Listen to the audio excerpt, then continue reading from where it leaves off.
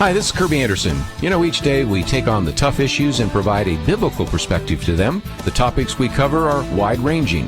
Apologetics, theology, prophecy, creation and evolution, intelligent design, marriage, family, child-rearing, the millennial generation, trends in society, politics, economics, business, religious liberty, the Constitution, public policy, foreign policy, military policy, tensions in the Middle East, abortion, homosexuality, pornography, sexual ethics, media, technology, history, and America's godly heritage. We talk about anything that affects your faith, your family, or your freedom. So don't go anywhere, because Point of View starts right now.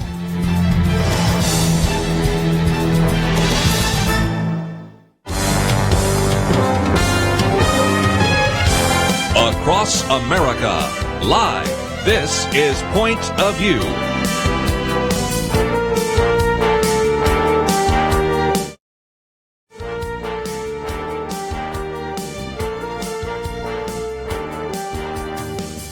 And now, Nick Pitts. And welcome to Point of View. I'm your host, Nick Pitts, on this National Hot Dog Day, Wednesday, July 18, 2018. We are so excited that you have decided to join us this morning, I guess you would say. And I am joined at the Millennial Roundtable by Kerby Anderson as well. Kerby, how are you this morning? I am very good. And last week I had a chance to watch you kind of do it solo. I was in upstate New York and wishing I could be sitting across from you just so we could banter back and forth. But you did a great job. So were you riding a barrel down the Niagara Falls? Is that what you're doing in upstate New York? Upstate New York. That's in the Adirondacks. Oh, okay. In the winter. I've been there in the winter. There are some towns that probably have more moose in there than have people in there.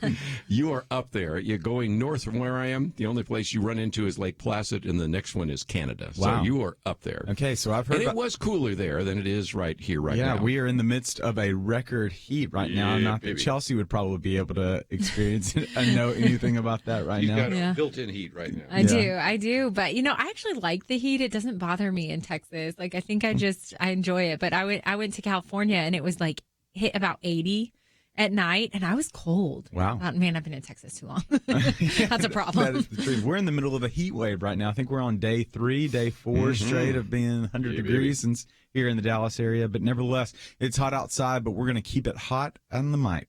Nope. No, it's kind of like, no, sorry. That's good. But National Hot Dog Day, last night was the All-Star game. It was. And wasn't Monday supposed to be the home run derby? Last night they hit 10 home runs. 10 home runs. Yeah, 10 home runs. Just thought I'd at least mention that for those of us that like baseball. Andrew, give us a high five, all that. But anyway, just phenomenal. It was a phenomenal game last night. 10 home runs, and reminded me how I never hit a home run in any of my baseball endeavors, which lasted until middle school. And then I realized that I had been given a nickname called Frozen Pizza because I would not swing, because I saw the movie Jurassic Park, and I realized if you didn't move, they couldn't see you. I'd been hit by a pitch twice, and so I didn't swing after I got hit by the second pitch. This is so sad. And come to realize you cannot hit home runs if you do not swing. But nevertheless, we are diverging off a topic right now. We've got a great show for you today. We'll be talking a little bit about President Trump and the use of double negatives specifically, and then polls also as well indicating corruption, how more Americans are thinking that we're living and moving in a very corrupt system. We'll also be touching a little bit more on the Daily Briefing as well. And you can find all of those articles and more at pointofview.net. Again, www.pointofview.net. And for those of you also that are on Facebook right now, you can go to facebook.com/pointofviewradio, and underneath you'll be able to see the live video feed. And then underneath there's the comments and section. You can leave a comment, question, or your point of view. And we'll be sure to, what you share online, we'll share over air as well. And as always, we'll be taking your phone calls all throughout the program today. You can call in at 800-351-1212.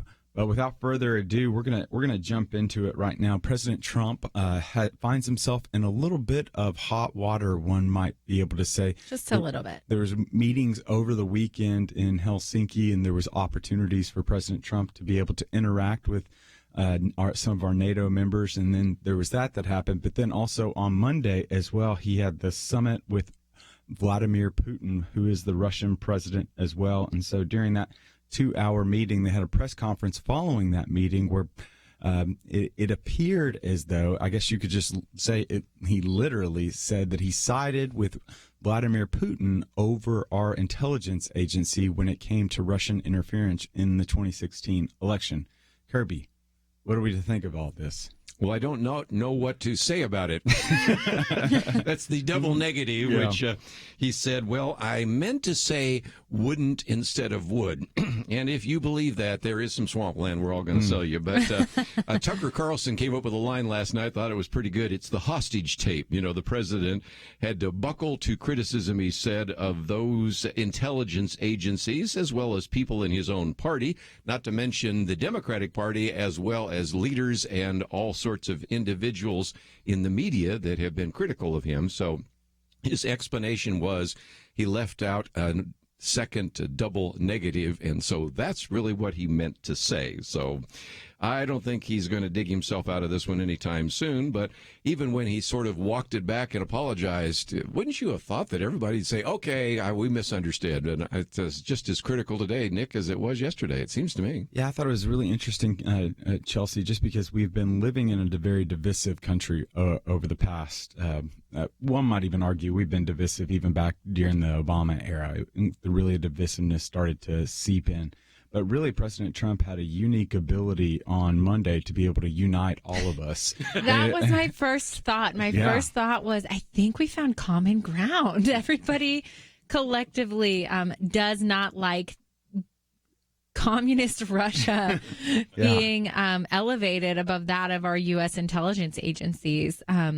Whether people believe him or not, there's a common ground. And I think actually Paul Ryan said it best. I always look to him because I think he's just very eloquent and very well thought out, and really every response he gives. And what he said was, really, this is a question about delegitimizing democracy. And that I think we get in the weeds and what investigators indicted by whom and who's running the investigations, and we get where is the server and all the emails. Everybody really gets in the weeds on these issues, but the bottom line is Trump could have risen above all of that noise and really used it as a moment to say democracy is strong in America, and we condemn any interference with American elective system. But at the end of the day, there's been no proof whatsoever that even if they tried to meddle, which we no doubt they did, there were no implications on the actual election from that meddling. And so he could come out really strong and really making democracy look as legitimate as it is to the public world. And I wish he'd done that. Yeah, so it really boils down to, I guess, it goes back to the original intention, or I guess the original happenstance that happened on Monday, where you had President Trump with Vladimir Putin right beside him as the Russian president, had the opportunity to be able to look Vladimir Putin in the eye, or to be able to share in front of reporters as well as the watching world that he trusted the agencies, not only just the intelligence agencies, but also the congressional committees as well, that have indicated that there wasn't necessarily, we don't know if it affected the election, but we do know they attempted to interfere in the election, which I think is a really important distinction for us to hear. They attempted to, we don't know if they affected the election, which has been something that's been very, I would argue, misconstrued within the media right now. So we know that there was the attempts. Both congressional committees have found that, as well as our intelligence agencies. But President Trump on Monday afternoon, or I guess Monday morning, our time, decided that he was going to side with Vladimir Putin, which has caused quite an uproar, one might be able to say. Everyone from the usually cool and reserved Yuval Levin over at National Review had some pretty rough words that usually he doesn't use for President Trump, as well as everyone from Newt Gingrich, who's typically been pretty strong supporter, indicated in a tweet that he needed to immediately retract. Well, all of that caused a surge to where on Tuesday, President Trump backtracked on some of those comments, but really, we wonder if he really did backtrack any of those comments. But nevertheless, we'd love to hear from you. What do you think about President Trump and his press conference with Vladimir Putin on Monday, as well as the backtrack on Tuesday? We've got to take a break, but when we come back from the break, we're going to be talking a little bit more about the Russia situation, what the extent of it, and maybe what we need to do to continue to move forward. Again, we'll be taking some of your phone calls, 800-351-1212. Again, 800-351-1212, and we'll be back right after this.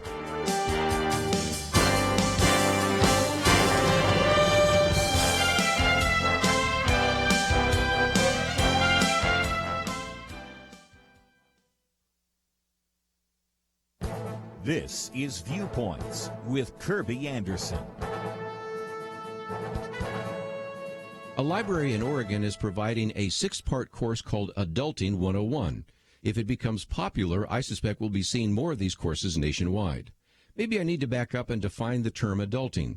Last year, the term began to be used more frequently. It means to behave in an adult manner, or it can also describe the attempt to make someone behave as an adult. It gains some attention because millennials often go through various life stages, getting married, starting a family, much later than previous generations. Adulting is one way of acknowledging that eventually millennials will have to engage in adult behaviors like paying taxes or buying a house. Sometimes they aren't prepared for that next step. This is where the course in adulting becomes important. The Oregon course covers some basic tasks like checking your oil, setting a budget, cleaning your oven. It also ventures into tricky topics like spotting fake news and learning how to get along with your roommate. The first part of the series is Bare Essential Cooking. It begins as a standard culinary course, but also veers away into lots of creativity since millennials may not have a fully stocked kitchen. In fact, they might be trying to function in a dorm or an efficiency. They even learn how to make quesadillas using a towel, aluminum foil, and an iron. This isn't exactly Home Economics 101. Now, you may be wondering if we really need to provide courses in adulting. Apparently, there is a need, and we may be seeing more of these courses in the future. In the past, we had extended families, involved parents, and classes in shop and home economics. Now it seems we are destined to see more courses on adulting. I'm Kerby Anderson, and that's my point of view.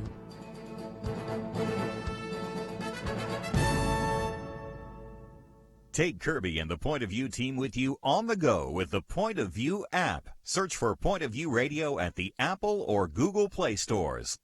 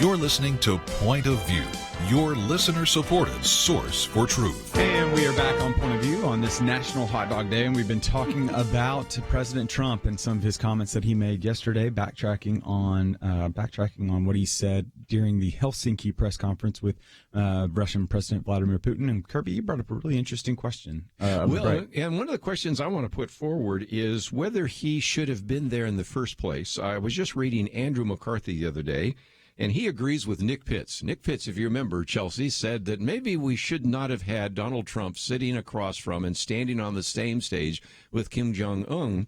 And as I was reading Andrew McCarthy, who is a really bright individual, writes for National Review, and actually the individual that prosecuted the first bombing of the World Trade Center, he said there is no reason the president should have been on the stage with Vladimir Putin. So we're back to the question we talked about with Kim Jong-un. I don't know if he should have been there. And now, again, it certainly didn't help him by being on the same stage with a dictator and then saying both parties are at fault and both groups. And this is one party where you have a despot, a dictator who has killed individuals, and then the greatest democracy in America, in the world. I mean, I don't know. Just it's a question. I'd love to ask you what you thought. It's almost like, so I'll bring it all the way back to ancient Near East, right? So we'll go back, or rather Greek philosophy. So you've got Seneca, and Seneca talks about on shortness of life, and he talks about the value that we all have to steward the things that we're given, and how what he wouldn't say, what we would consider stingy, but he used a different word.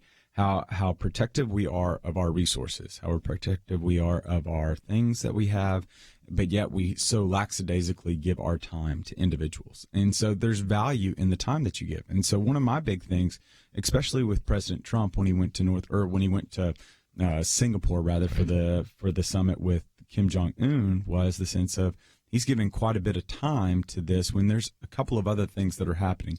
There's that component. And then there's the component that there's the presence of the President of the United States. The office holds a significant amount of weight. It does. And it has the opportunity to be able to be a leveraging tool, especially for foreign entities, that the President would give you time.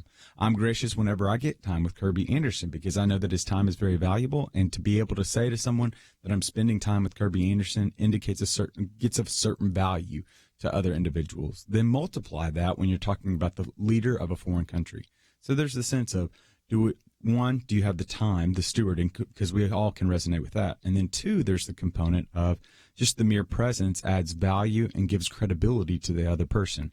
Now, Chelsey, I was of the mind that I don't think that President Trump should have met with Kim Jong-un. With President Putin, I'm not quite sure if he should have met with them or not, especially in light of the revelations that came on Friday when Rosenstein revealed the 12 indictments that came down relative to the Russian agents. But I'm open to it. But I'd be interested to hear what you have to think. Right. So I just keep coming back to, our relationship with each country is very different than the next. So we can't put them all in the same category. With North Korea, we are, again, at war with North Korea. We have an active vested interest in getting them to denuclearize, to stop their missile activity. They had already made concessions, supposedly, before they even came to the table. And then there was also a clear agenda because President Trump doesn't like to keep secrets from the American people. I mean, he really live tweets everything that happens. We knew as Americans what the agenda was going into that meeting, and had, I think, a lot more to gain from the outset than we were going to give. Now, we all said at the time that the effectiveness of that remains to be seen. Yep. In this instance, I really can't speak to, historically, have our other presidents met with Putin? Is that something that happens annually at these summits? I'm not sure. I wish I knew that off the top of my head, but he mentioned after the fact something about denuclearization with Russia, which always I'm doubtful of. I don't know that we have the same interest, I should say, in meeting with Russia or the same type of positive outcome that we're looking for in meeting with Russia. I think that was one of the interesting things, Kerby, because at the very forefront of his, there was somewhat of an agenda with Kim Jong-un that he came in forehand. But one of the things that President Trump was very open about was there was no agenda for his meeting with President That's Putin. all the more question mark I would put. There was no agenda other than just trying to improve the relations that he had just happened to be able to tweet. But one of the things that I would push back against Chelsey on this is I think we do have a vested interest with meeting and improving relations with Russia specifically. One, there's the nuclear component. Two, we're both vested in Syria right now. Three, there's the Iran situation that's going on. And then we've got the oil situation. That's a good point. Exactly. Yeah. So I think there's vested. Now, here, that's just my conjecture coming from Dallas, Texas, not having any interaction whatsoever with the administration. But I can only imagine if you're inside the administration to be able to hear that there's no agenda. That's very interesting to me. Yeah, again, I'll quote from Andrew McCarthy. Again, he's making the case, and he's not here, but I'll make it for him just for a minute. It says, it's not possible to have good relations with a thug regime unless one is willing to overlook and effectively ratify its thug behavior. So that's kind of back to Kim Jong-un again. But he's talking about Vladimir Putin. There's no need, nor is it desirable for the President of the United States to give the dictator of the Kremlin the kind of prestigious spectacle Putin got in Helsinki. And again, if you don't know what you're going to say and you don't know what you're going to do and you're going to have a press conference and you're going to mess it up, this would have been a very good time to say, Mr. President, in light of the indictments that have been brought over 12 Russians, this gives you a perfect excuse to say, we don't need to meet right now because you obviously are trying to meddle in our elections. End of discussion, don't go, and everything's just fine. And so it's the argument he's making and again, we can see both sides of these issues, is obviously we don't want to be so isolated from Russia, but we also don't want to treat them like our buddies. And unfortunately, every time Donald Trump gets together with a dictator, I don't care who it is, he tends to refer to them as a friend or a potential friend or talks about both sides. And there's not a moral equivalency between what is happening in Russia and what's happening in the United States.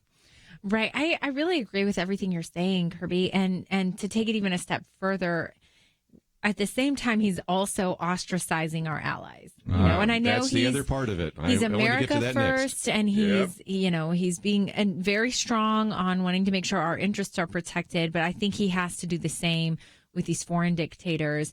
Can I just say that this is something I want to say, but I hope our listeners don't take this the wrong way. I wonder if this is all just a result of his man crush on Putin. I mean, can I just put it down to that he's obviously very personally interested, had every excuse not to meet with him in the world, and still did it. I mean, our Congress right now is considering sanctions on Russia for the way that they've meddled, right? So when we're considering sanctioning a country, I mean, other than the fact that it's just sheer ego, they both seem really interested in each other, and they both... Other than that, I can't. It seems like almost a business interaction more than a political one or a diplomatic one. And that's one of the things that I think they really just. I don't know. Their AP had a headline that I thought was very illuminating. AP said, AP's was America first shifts to me first when it comes to President Trump, and there really is just.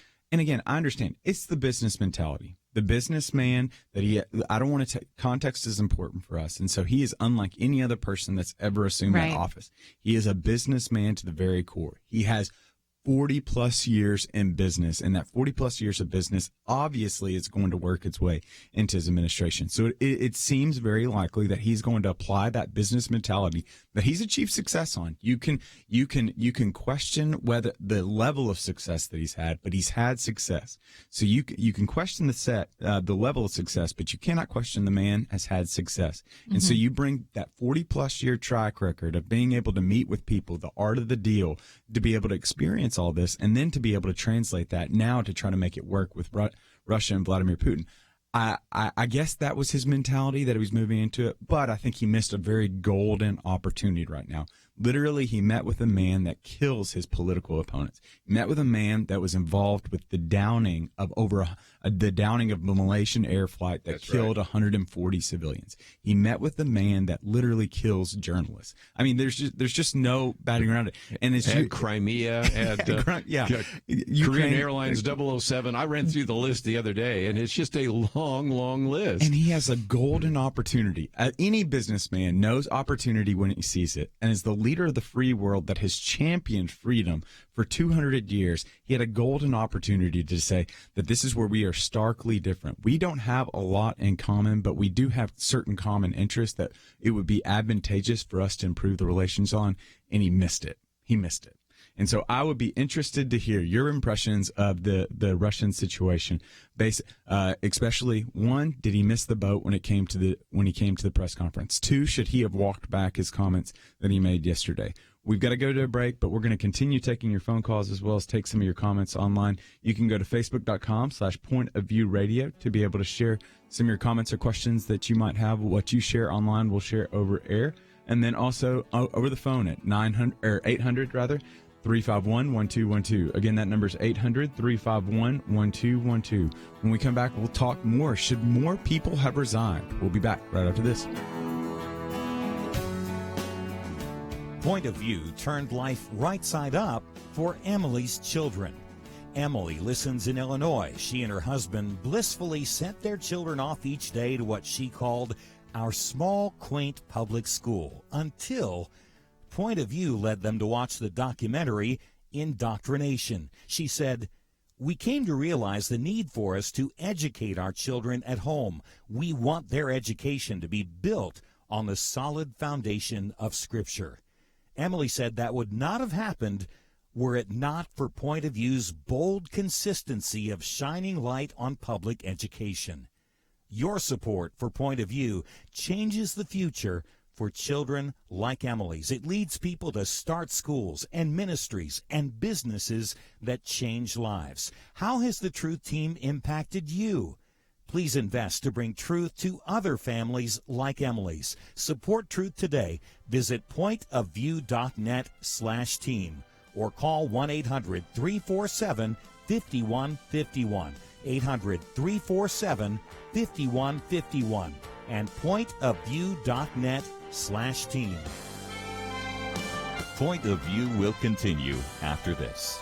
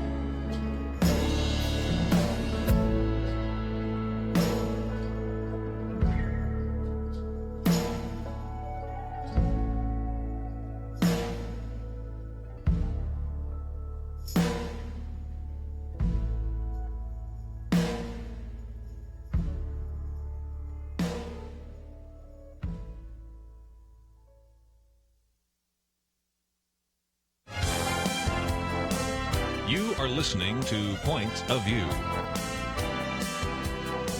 The opinions expressed on Point of View do not necessarily reflect the views of the management or staff of this station.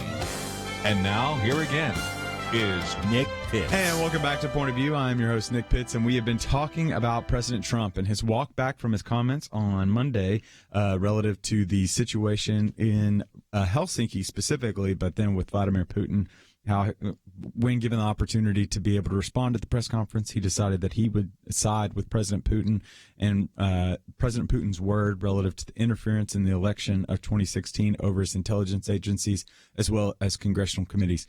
He then on Tuesday walked back those comments, citing grammatical error, specifically double negatives, and said that, as you can see, the double negative, I wouldn't believe them, and so he would believe the American agencies that he's leading. And that really, it spawned something, Chelsey, because I would be really interested to hear your comments.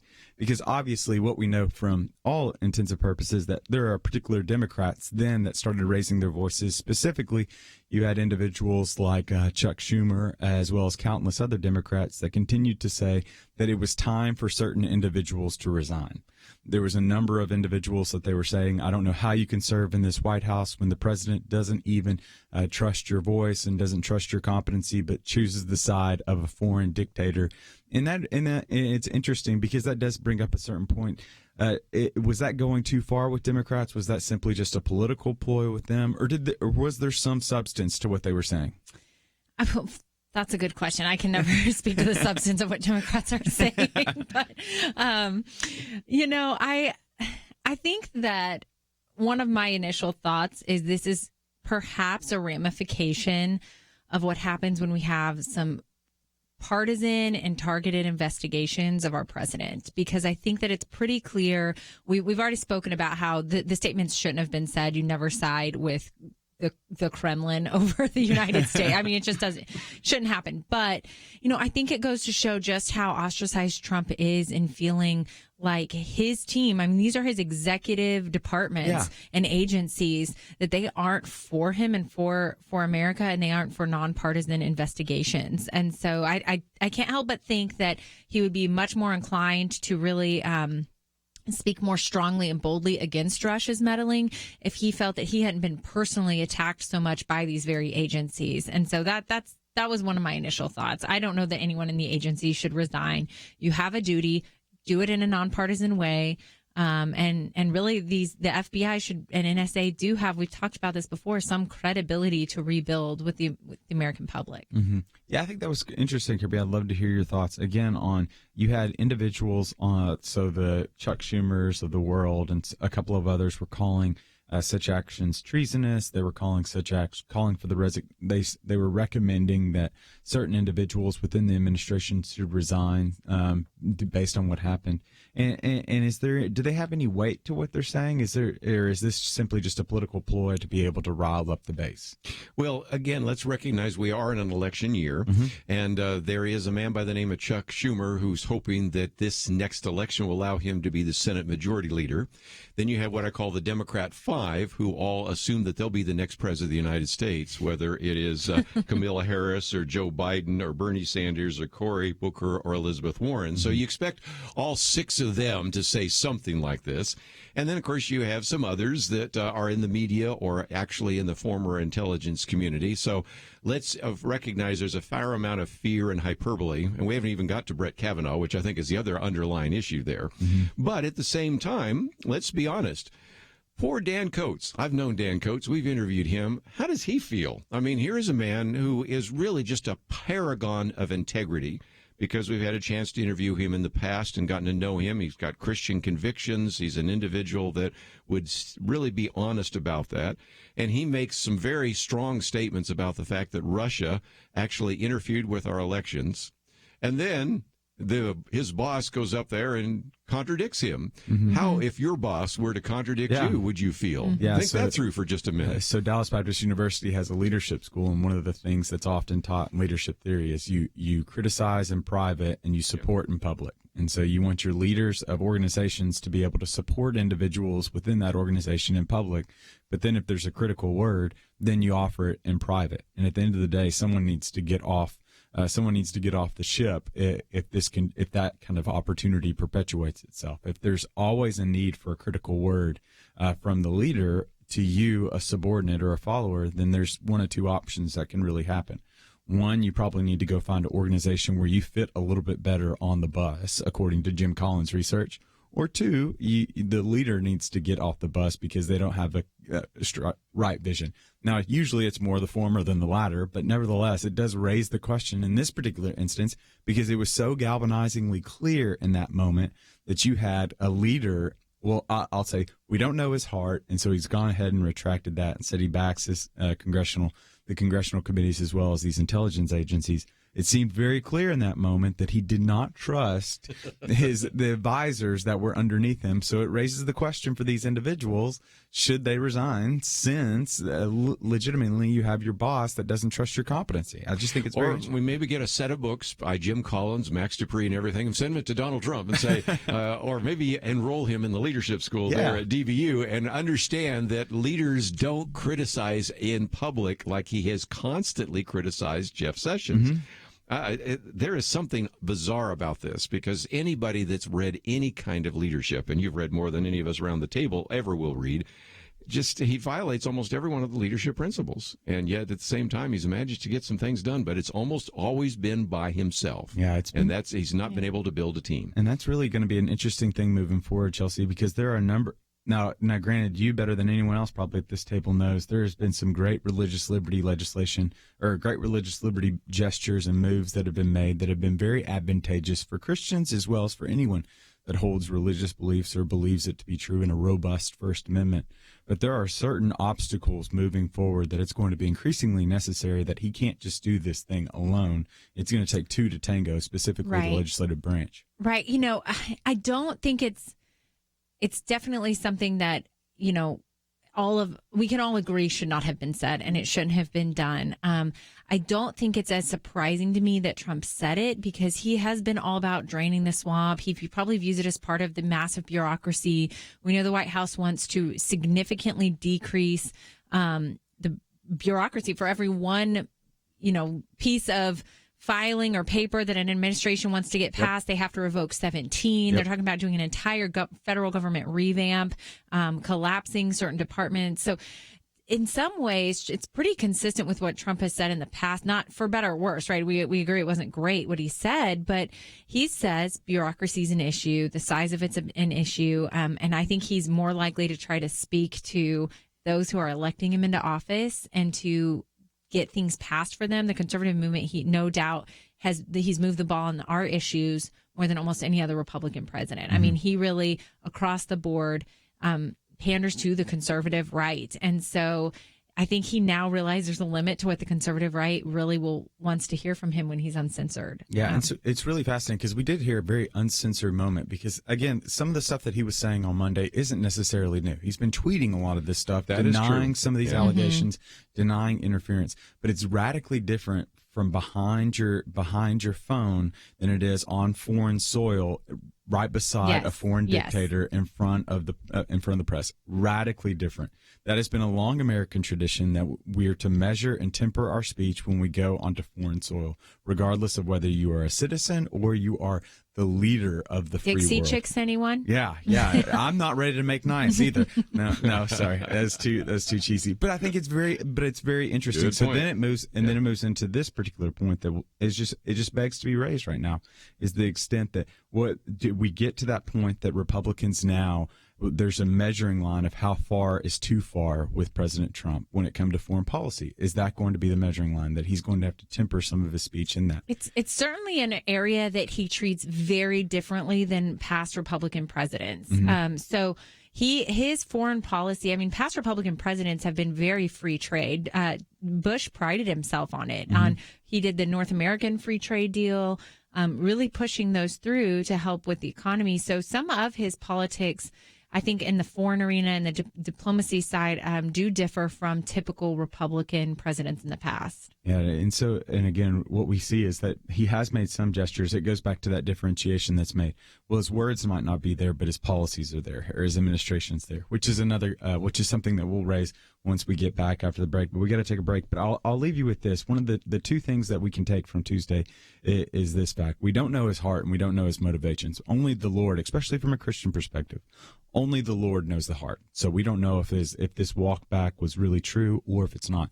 Let's hope that it was true, because many saw what he happened on Monday as just very non-beneficial. It was not good instance. But we also know that words matter, especially from the Christian perspective. We know the power of words. Nietzsche said that there's power in them. F. Scott Fitzgerald says they have a bite to them. And so it's going to be increasingly important, not only for the president, but also for us as well, to be very cautious with the utilization of our words. But we've got to take a break. And when we come back from the break, we'll continue talking a little bit more about President Trump, as well as the spike in the number of Americans that believe in corruption. We'll be back right after this.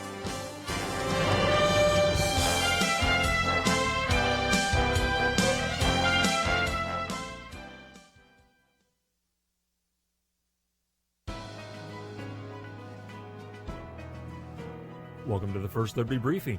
I'm Jeremy Dice. A Massachusetts church is accused of violating the separation of church and state because it rents space from the local school district. Town leaders of Southbridge, Massachusetts have raised concerns about Iglesia Casa de Destinos' rented use of a public school in its town. The church pays the standard rate to use the school's auditorium once per week, like many churches do across the country. But the church is known in the community for its conservative religious beliefs. One of the town councilmen is openly questioning whether the church should have a standing agreement to use the property. Not only is the building expensive to operate, the councilman suggested that the agreement could violate the so-called separation of church and state. Well, not likely. The Supreme Court has twice upheld the practice. A town is, of course, under no obligation to rent its facility to anyone, but historically, publicly owned schools have been used and rented by a variety of organizations, including churches. Once a school district decides that it will rent its facilities to the community, it would be unlawful religious discrimination to prevent churches from renting the space. As the Supreme Court observed in the 1981 decision of Widmer versus Vincent, the Constitution forbids a state to enforce certain exclusions from a forum generally open to the public, even if it was not required to create the forum in the first place. To learn how First Liberty is protecting religious liberty for all Americans, visit firstliberty.org. You can learn how to protect religious freedom in the workplace, public schools, church, the military, and more by downloading First Liberty's free Religious Liberty Protection Guide at firstliberty.org. That's firstliberty.org. If you want hope for religious freedom, go to firstliberty.org.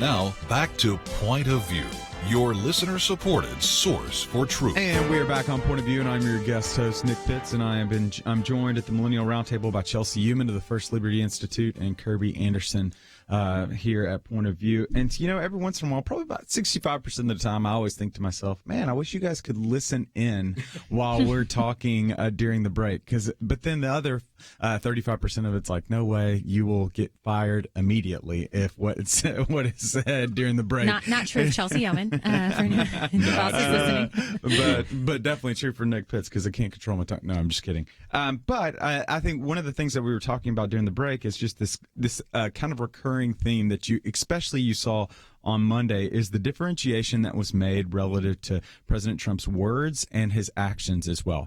And when there were individuals that were offering up their disapproval of President Trump, or rather their approval or commendation for him for the words that he said, they were nuancing it to such an extent that they were saying, well, look at how his words and actions don't necessarily match up. That even though his words might be a bit loose, some of the legislative wins and some of those executive order wins have been very advantageous for his side of the aisle. And so I thought we would just go back and forth in this particular instance, because Chelsey, I mean, you work with a group that has seen great benefit from President Trump. And so what would you say what would you say if you were arguing for this idea of the fact that, yes, his words aren't necessarily advantageous, but really we need to focus on the actions as well? Sure. So I'm an attorney for First Liberty Institute. We're the largest nonprofit in the country that exclusively litigates religious liberty issues. So that is our bread and butter. And I could say without a shadow of a doubt that President Trump has been the most pro-religious freedom president perhaps we've ever had. The DOJ released an entire advisement scheme to the internal DOJ and all of the other agencies that said religious liberty is going to be completely protected in this administration. Here's what the law is. Here is how courts have interpreted those laws, and here are where the guidelines are. And they've been true to those guidelines. Everything from one of my clients, the FEMA clients, them backtracking a 20-year-old ban on churches receiving federal aid. They backtracked that. So they really, especially on the religious freedom front, have been great. The judges that are being appointed are true conservative, originalist judges. It's one of the more pro-life, sensitive administrations we've seen. HHS asked for notice and public comments last year for any regulation that stifles life, anything that prevents nurses from being able to have a conscientious objection to abortions, anything like that. So really, when it comes to anything that President Trump can do on his own as kind of the executive or the head of the executive, his administration is pushing forward on conservative values and conservative issues. Okay, so then I'll go back. And so if I'm arguing against that words do substantively matter, and it's not simply just the actions. And I know that you're not going saying words don't matter, but if I'm going to give an emphasis to words, I'll go back to Samuel Johnson, who Kerby knows very well. Oh, yes. Just this quote, and I'll read it because I wish I had it by heart. He says, "How small of all that human hearts endure, that part which laws or kings can cause or cure." Yes, I've used that in a speech so many times. Yeah, yes. And so it's this component that the politics and what the kings can cause or cure it takes up a very small part of our life. From a conservative perspective, I would argue that there are the permanent things are much more important relative to kind of the family life, the communal life, and politics is just a small part of that. Politics being the place whereby, in this particular instance, politics being the place whereby the regulations, laws, et cetera, are put. And that's why I think words are extremely important, especially in the time that we're living right now, because it has the propensity to be able to shape those permanent things. And it motivates as well as demotivates political engagement. I think it shapes policy for better or for worse to a certain degree, some of the words that are being offered right now. I think it shapes the attitudes and the perceptions relative to individuals wanting to reach out across the aisle. I think it influences specifically the willingness to be able to engage in the very political component.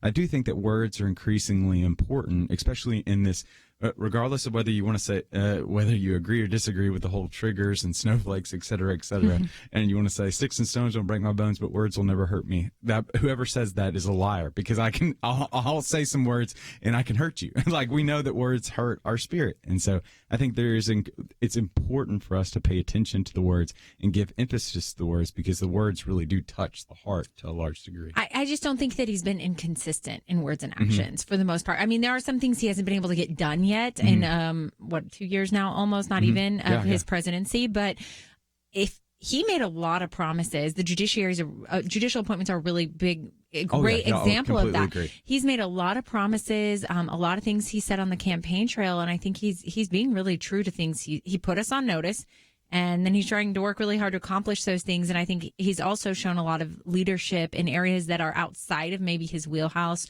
or area of expertise. He acts like the CEO and businessman he is and consults with those who are experienced in those fields. And so I don't see a lot of inconsistency in words and actions other than his Twitter storm that happens, which might be what you're referring to. Yeah. So that's not great. And that's not always going to really unify the country. But I would say we've had a lot of presidents who have a lot of really nice words and not a lot of policy to back them up. I completely agree with that. But from a conservative perspective, I would argue that some of the regulation policy that happens frees us to be able to live into that private space that it so sacredly protects, right? But one of the interesting things about what President Trump has done, and again, this is a 2018 dilemma right now because we're living in a Twitter world that literally amplifies anyone and everyone's voice in this instance, is that, yes, he has put regulations and laws in place to be able to free us to be able to live our lives in those small sacred spaces that again, to use Edmund Burke, the little platoons might be able to float and do goodness in those small spaces. But then you have a President Trump that continues to a large degree, really does taint those small sacred spaces because of his words that create such divisiveness. And that's why you think I wouldn't go that far. You wouldn't think, no, you don't I don't think go he's that been divisive? I do think the things he said can be divisive. I think actually the media is more creating more of the stir than anyone else. So I you don't want to attribute too much of the media to Trump as an individual. Okay. But and this is just because I'm representing clients who literally their lives have been changed by the policies that have been put in place. And this is all hypothetical. Just say we're just arbitrarily choosing sides. Right. On that But on this side, I would say that it's not just in these small realms that we hear about these regulations are all in Washington and they don't affect our lives. I mean, these are people whose jobs, they weren't able to pray at work or they were threatened with being. I have a client right now who can't utilize their own property for religious rituals, and the DOJ is helping step in and say that that's unconstitutional discrimination. So I'm seeing maybe firsthand on the front lines people's lives really being impacted by the changes that have been made. So we'll use that religious component, for example, because I love First Liberty and I love what they're doing. I love especially I love what they're doing as well as I love what President Trump's doing relative to religious liberty. But I'll also point back, if I'm arguing from my side of the perspective, which I don't necessarily, I'm just arguing for it. It's not necessarily that I believe in it. But if I'm arguing from that perspective, then I would point back to the study that indicated that 16% of individuals are leaving the church right now that left the church because of the 2016 election. So yes, we want to make sure that individuals have the ability to. That says a lot more about personal faith, I think, than it does politics. But I would say that there is that component that has to be added there. I think that's a significant number that we can point to that again indicates that this 2016 election, with the divisiveness that happened, especially some of the rhetoric that now came out of our president's mouth, did cause individuals to be able was a contributing factor that caused individuals to be able to leave the church. So yes and amen. We want to give them the freedom to be able to do and to live as they please in order that they might be able to pursue happiness, which First Liberty and the president has done. But there's also that extent that his words have influenced how individuals are operating in that sacred space that conservatives typically have been very, very protective of and has been very fought for individuals to be able to live and move. We've got to take a break. And so when we come back from the break, we'll continue talking a little bit more about President Trump, as well as an interesting poll that indicated that corruption is on the rise, or at least our perception of it. We'll be back right after this.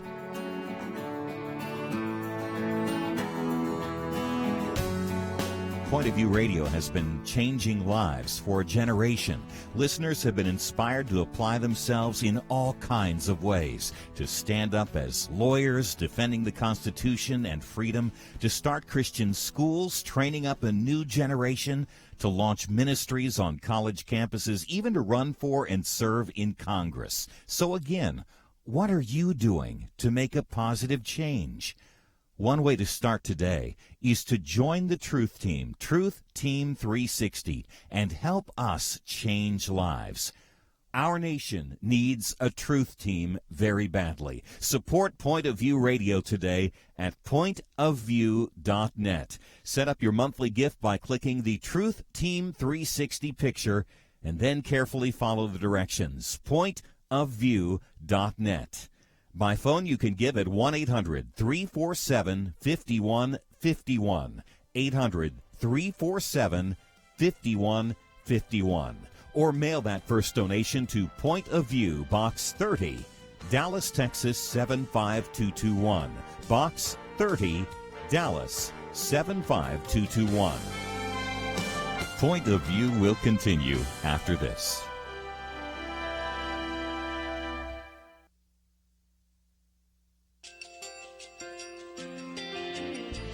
I just want to thank you so much for all the wonderful programming you have.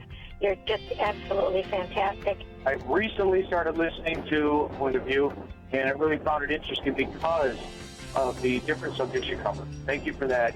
I really appreciate everything that you do in keeping us informed. Thank you, Kerby, for everything that you have been doing. I appreciate all the work that you're doing, advocating for the Word of God. Thank you so much. Point of View, I think, is absolutely necessary because it's a Christian perspective, a biblical worldview perspective, and receive very current, up-to-date information about what is really going on, week to week in our culture, which is changing so rapidly, and yet it's morally sliding backwards. Yeah, I'm just, first of all, I thank you guys. Y'all's program is wonderful, and enjoy it every day. I learn so much every time I listen to it. Point of View Radio Talk Show.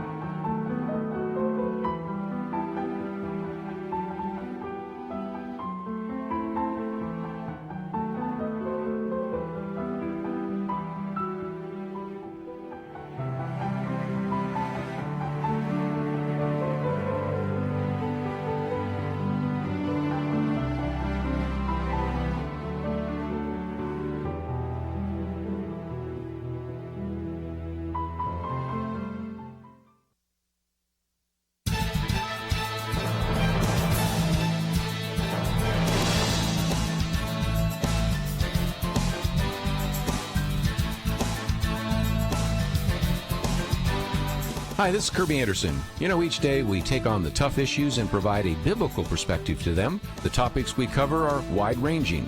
Apologetics, theology, prophecy, creation and evolution, intelligent design, marriage, family, child-rearing, the millennial generation, trends in society, politics, economics, business, religious liberty, the Constitution, public policy, foreign policy, military policy, tensions in the Middle East, abortion, homosexuality, pornography, sexual ethics, media, technology, history, and America's godly heritage. We talk about anything that affects your faith, your family, or your freedom. So don't go anywhere, because Point of View starts right now.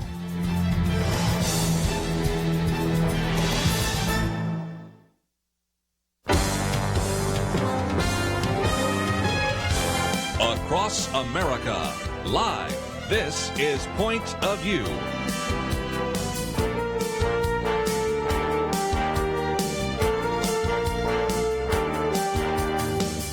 And now, Nick Pitts. And welcome to Point of View. I am your host, Nick Pitts, joined at the Millennial Roundtable here for the second hour with Kerby Anderson, as well as Chelsey Youman of the First Liberty Institute. We are so excited you decided to join us for this first hour for the national audience, second hour for the Dallas as well as Minnesota audience as well. And again, we have been talking about what everyone is talking about right now relative to President Trump right now. And so there's even been some late breaking news as of a few minutes ago that would be very interesting as well. So to kind of give a timeline of what we've been talking about, we talked about during the first hour a little bit about President Trump's decision to back President Putin and his word during the Putin summit in Helsinki on Monday. And we're given the opportunity to answer the question whether he believes that Russians tried to interfere and influence, or rather tried to influence the election of 2016. President Trump said he had spoken previously with Dan Coats, his intelligence agency director, and then also he had just recently talked with President Putin, and standing beside President Putin, he says that he believed President Putin. Fast forward to Tuesday, and on Tuesday, President Trump then offered up a clarification relative to his remarks, saying that he should have given a double negative instead, and then in turn clarifying the remarks to the extent that he backs the congressional committees that have realized and congressional committees that have concluded, as well as the intelligence agencies that have shown that Russia tried to interfere. They tried to interfere. Now, I think this is a point of clarification that we talked about during the first hour, is the extent that there's a difference between affected the election and interfered in the election, which is important for us to understand, because from all that's been proven thus far is they interfered in the election. We don't know if there was actually effects that happened from their interference. Now, certain individuals obviously want to say that they influenced it to the extent that it caused President Trump to be able to win. But what's been proven thus far by both intelligence agencies as well as both congressional committees is that Russia interfered in the election, and we don't know if they affected the election. And so President Trump on Tuesday said, yes, he believes, backtracking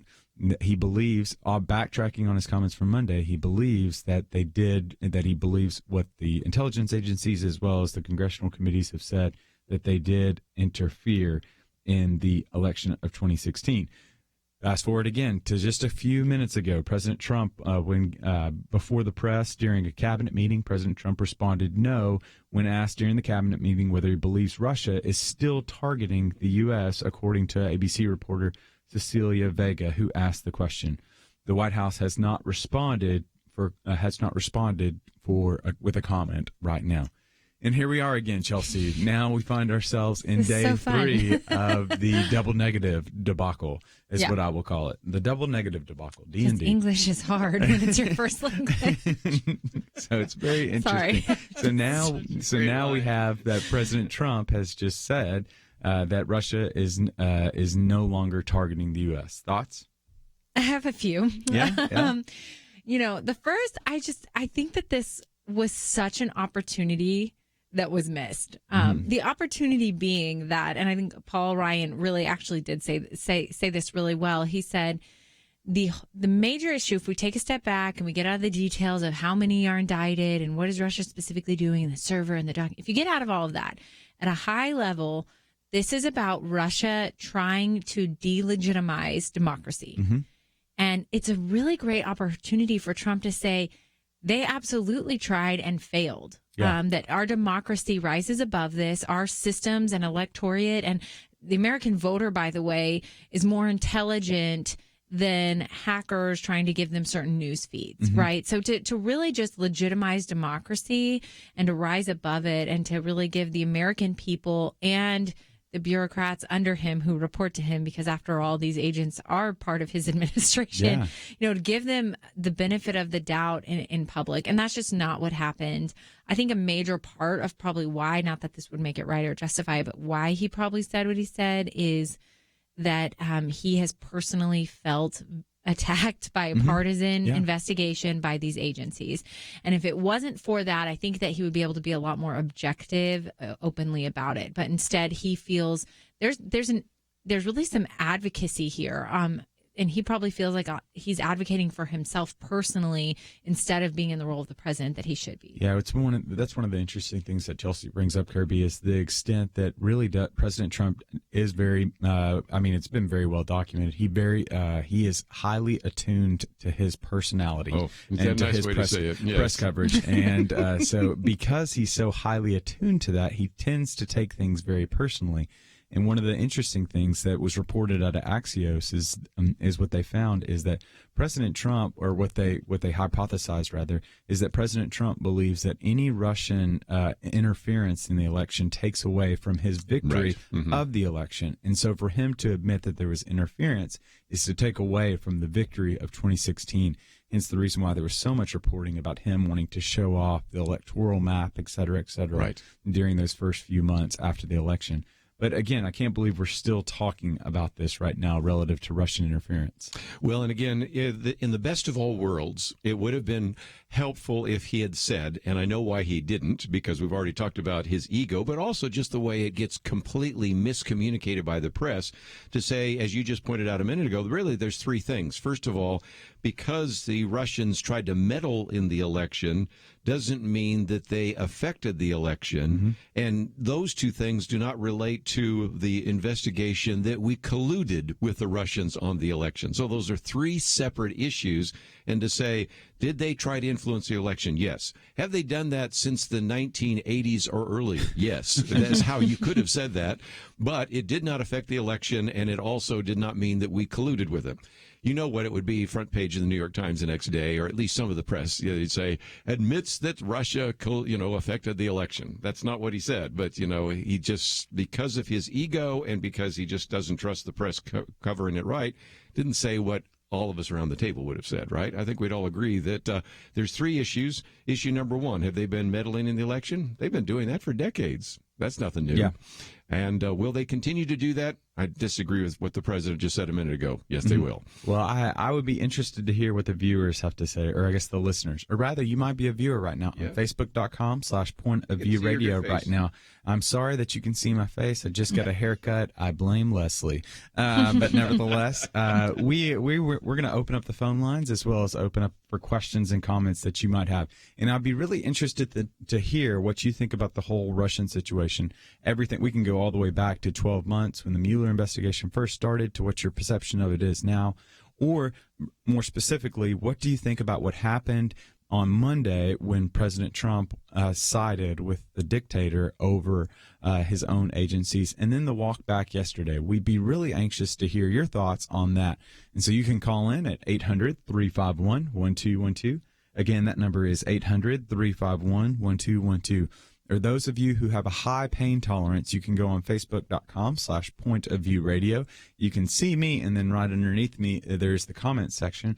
You can share your comment or question that you have relative to the Russian situation. Are you just tired of it? Are you anxious to see the end of it? Do you desire to see results from it? We'd love to hear from you. Again, you can go to Facebook.com/PointOfViewRadio or call in at 800-351-1212. And we'll be back right after this.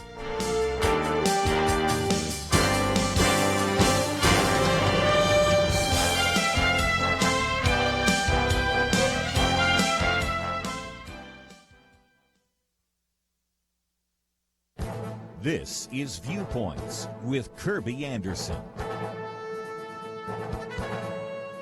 A library in Oregon is providing a 6-part course called Adulting 101. If it becomes popular, I suspect we'll be seeing more of these courses nationwide. Maybe I need to back up and define the term adulting. Last year, the term began to be used more frequently. It means to behave in an adult manner, or it can also describe the attempt to make someone behave as an adult. It gains some attention because millennials often go through various life stages, getting married, starting a family, much later than previous generations.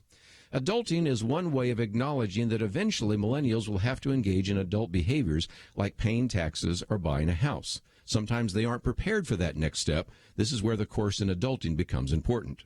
The Oregon course covers some basic tasks like checking your oil, setting a budget, cleaning your oven. It also ventures into tricky topics like spotting fake news and learning how to get along with your roommate.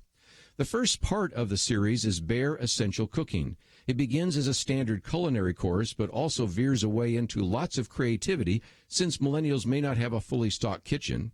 In fact, they might be trying to function in a dorm or an efficiency. They even learn how to make quesadillas using a towel, aluminum foil, and an iron. This isn't exactly Home Economics 101. Now, you may be wondering if we really need to provide courses in adulting. Apparently, there is a need, and we may be seeing more of these courses in the future. In the past, we had extended families, involved parents, and classes in shop and home economics. Now it seems we are destined to see more courses on adulting. I'm Kerby Anderson, and that's my point of view.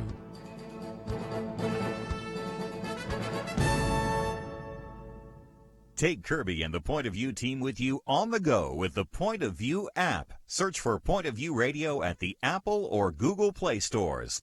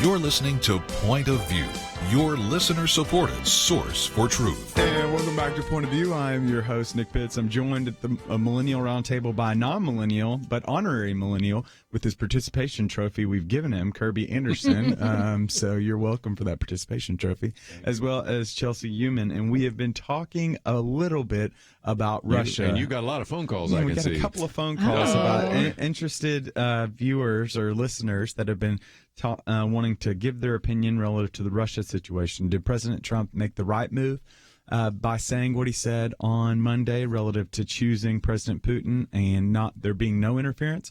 Or did he make the right move on Tuesday by backtracking, didn't ask for apology, but did clarify his remarks relative to believing the intelligence agencies as well as the congressional committees that have concluded that there was interference? And again, it's really important just to continue to clarify there is a difference between their interfering as well as their affecting. What we know right now based on the investigations is that they attempted to interfere, that they did interfere. We do not know the effect of that or if there was any at all. We would be very interested to hear from you. You can call in at 800-351-1212. Again, that number is 800-351-1212, or you can go over to facebook.com/pointofviewradio. Leave your question or comment in the box right underneath the live video. But we're going to jump out to Misty right now in California right now. Misty, are you there? I am. Hey, Misty, what's your point of view? I just have a question, and that is, because Russia does meddle in our elections for decades, why is it that it's presumed that they were trying to get Trump elected instead of Hillary, especially given all the donations they'd made to her foundation? And second of all, we interfere in other countries' elections, like we just did in Israel. So I'm confused as to why this is like the biggest issue of the last year and a half. And I think President Trump should be given a little bit of grace. He has to speak all the time, and misspeaking is going to happen from time to time. You bring up a really great point, Kerby. I'd be really interested to hear your thoughts relative to there are some suggestions and there's some hypotheses relative to why the Russian intelligence agencies and why the Russian government would believe it to be true that President Trump would be more, or then candidate Trump was more advantageous than Hillary or Miss Clinton. So go ahead. And there's some people that have the theory that it maybe wasn't to elect Donald Trump because everybody thought he was going to lose anyway, but to maybe tar Hillary Clinton, who would be the next president, and that would maybe tarnish her reputation a little bit. And so that's at least a theory as well out there. And again, in terms of the hacking, the argument has been made that it still may not have been Russia that actually hacked into the DNC server or those that hacked into the emails of Hillary Clinton. So we can get to that in another issue. But Misty said something that I think a lot of people go, what?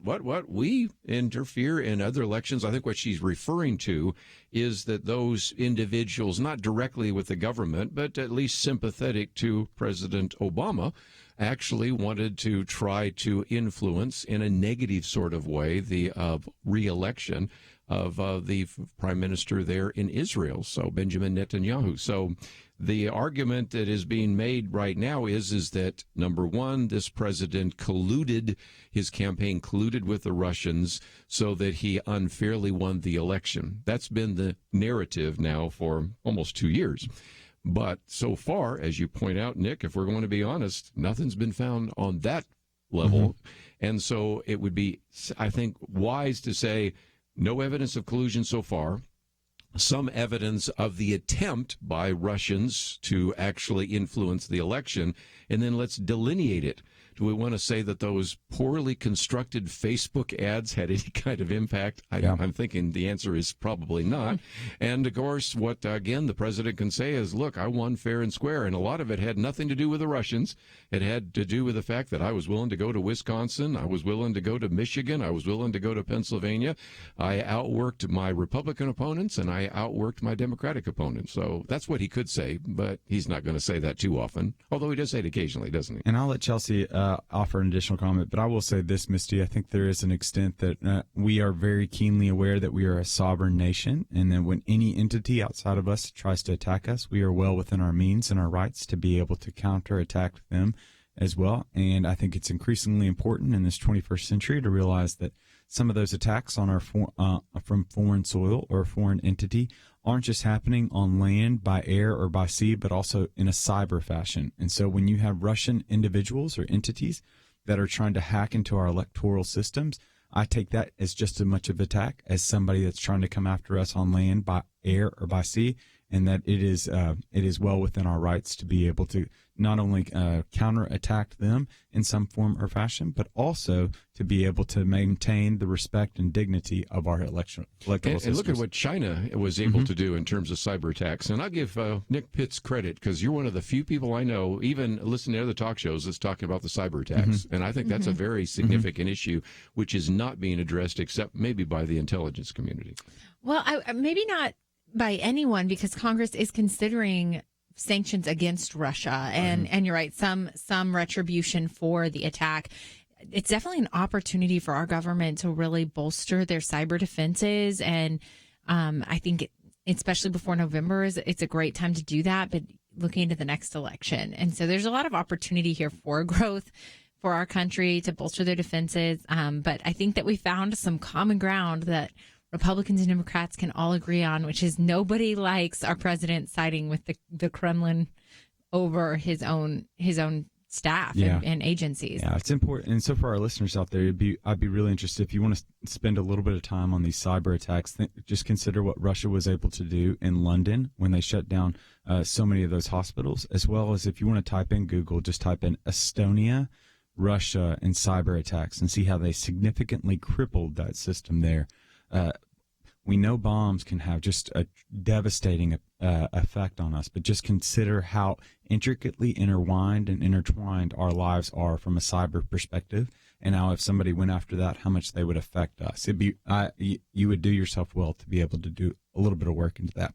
And so let's continue taking some phone calls. We got Andrea right now in North Carolina. Andrea, are you there? Yes. Yes, ma'am. What is your point of view?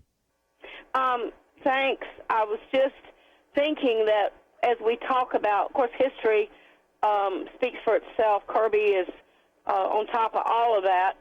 But the credibility of the media, to me, is a real question. And I think it's almost a waste of time to always be doing this back-and-forth tennis ball thing with the media and what they do, what they say, what Trump reacts to, and all of that. He's reactionary, of course. But I don't think we could take the media that seriously. I'd like to hear your thoughts on that, and I think, we filter it through the truth. I'd like to hear what Kerby has to say as well. Thank you. Yeah. And so, Andrea, I think you very much are probably a part of that 50%, according to a recent Gallup poll, that consider the media, you don't trust what they say. And so there's a bit of skepticism. No, I don't. Do you? Do you? Well, here's the thing. Like, one of the things that I'm just cognizantly aware of is that I can't be in Helsinki. I wasn't there in Helsinki when President Trump gave his words, but I do know that there were major, I guess we'll use the term mainstream media organizations that were there and that broadcasted that. So I was reliant upon their resources to be able to understand what was happening. I think it's important, especially from a Christian perspective. I want to be very inquisitive. I want to be very curious, and I also want to be very attentive. And so I think that's one of the things that Jesus says in Matthew 10:16 of this idea of being innocent as doves, but shrewd as serpents.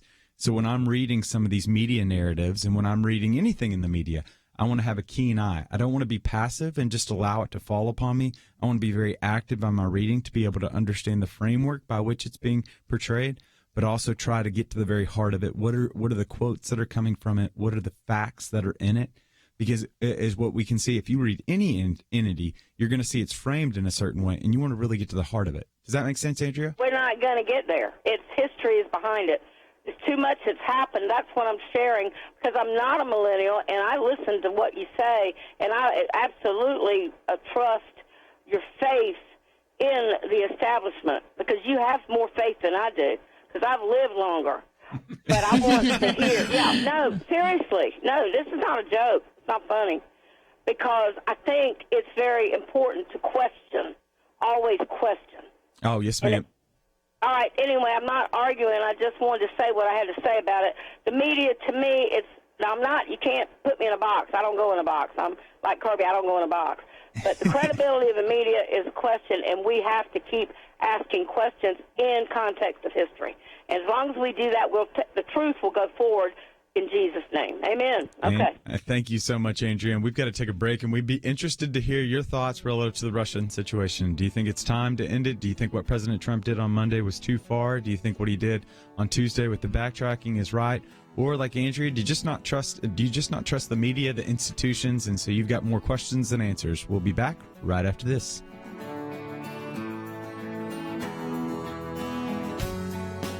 In an age of fake news, getting good information is vital. Point of View works to bring you that each and every day. But as Diane in Arkansas illustrates, passing that information along, educating others, is something you can help with. Diane is a college professor. She influences the next generation, and she wrote, "Thank you for your informative letter. I used some of your quotes when I was teaching the Declaration of Independence in my literature class." Diane, like so many, hopefully like you, is taking what she received from Point of View in letters, online, through our app, on the air, and rebuilding truth in this post-truth culture. All of that takes a team. Join the Truth Team at Point of View. Find out how you can help at 1-800-347-5151. 800-347-5151. Or sign up online at pointofview.net/team. Show your commitment. Make a difference today, right now. Pointofview.net/team and 800-347-5151. Point of View will continue after this.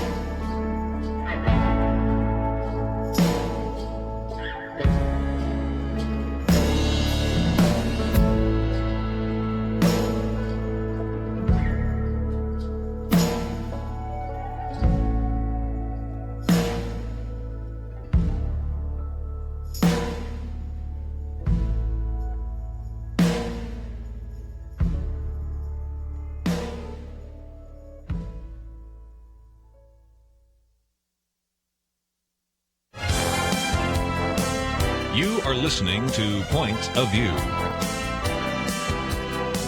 The opinions expressed on Point of View do not necessarily reflect the views of the management or staff of this station. And now, here again is Nick Pitts. And welcome back to Point of View. I'm your host, Nick Pitts. I'm joined at the Millennial Roundtable by Chelsey Youman of the First Liberty Institute, as well as Kerby Anderson. We have been talking about Russia, and I'm not talking about Rocky IV. I'm talking about what happened on Monday as well in Helsinki relative to the summit with President Trump as well as President Putin as well, where President Trump on Monday backed President Putin and believed that Russia did not interfere in our elections. Then on Tuesday walks that back and says that he believes in that he believes in his intelligence agencies and the congressional committees that have found that Russia tried to interfere. And we have been taking your questions and comments relative to what you think about the Russia situation, specifically with President Trump's announcement and then his backing of the intelligence agencies as well as the congressional committees. And so we've been taking some of your phone calls. We'll continue taking your phone calls. You can call in at 800-351-1212. Again, that number's 800-351-1212. We're going to jump on over to South Carolina right now. We've got Daniel on with us. Daniel, are you there? Yes, I am. Hey, Daniel, what's your point of view? I give the president a pass. Okay. Probably was a mistake. It was a misspeak, but they've harassed the man to death. They stranded a gnat with him, and they swallow a camel with all that's going on the previous administration and Hillary's campaign. And I look back on George Bush when he was running for his reelection. They ended up having his daughters travel with him. It gave him great comfort because he was so dogged, Mm-hmm.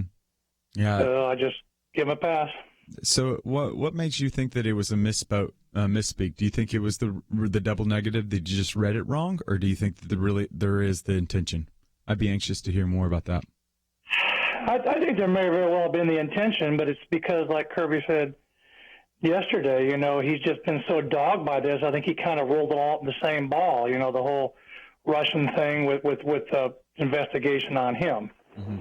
Mm-hmm. That's good. He's only human. Yeah, yeah. And Kerby, that Daniel brings up a really great point. I mean, the media has been really tough on President Trump. I think that is very clear. But to a certain extent, he's given them quite a bit of fodder by continuing to put himself out into the media narrative. But I think, again, not trying to do the whataboutism, but really focus in on the issue. I think the media has been very interested in what President Trump says and does. Well, you think, and when he was a candidate, he got all that free press just because, they just couldn't resist talking about him and still are. Mm-hmm. Now, again, back to Daniel's point, let me make his point even stronger. You've traveled overseas. Mm-hmm. I've traveled overseas, and you know what it's like. I'm not affected as much by certain things like time zone changes, but most people are, and they don't think clearly. And sometimes you don't sleep a great deal or you don't sleep well, and there's distraction, and you make a statement and you say, well, that's not really the way I wanted to come out. And if there's anything I'm going to do, I'm going to give a lot of grace to anybody that does a live talk show.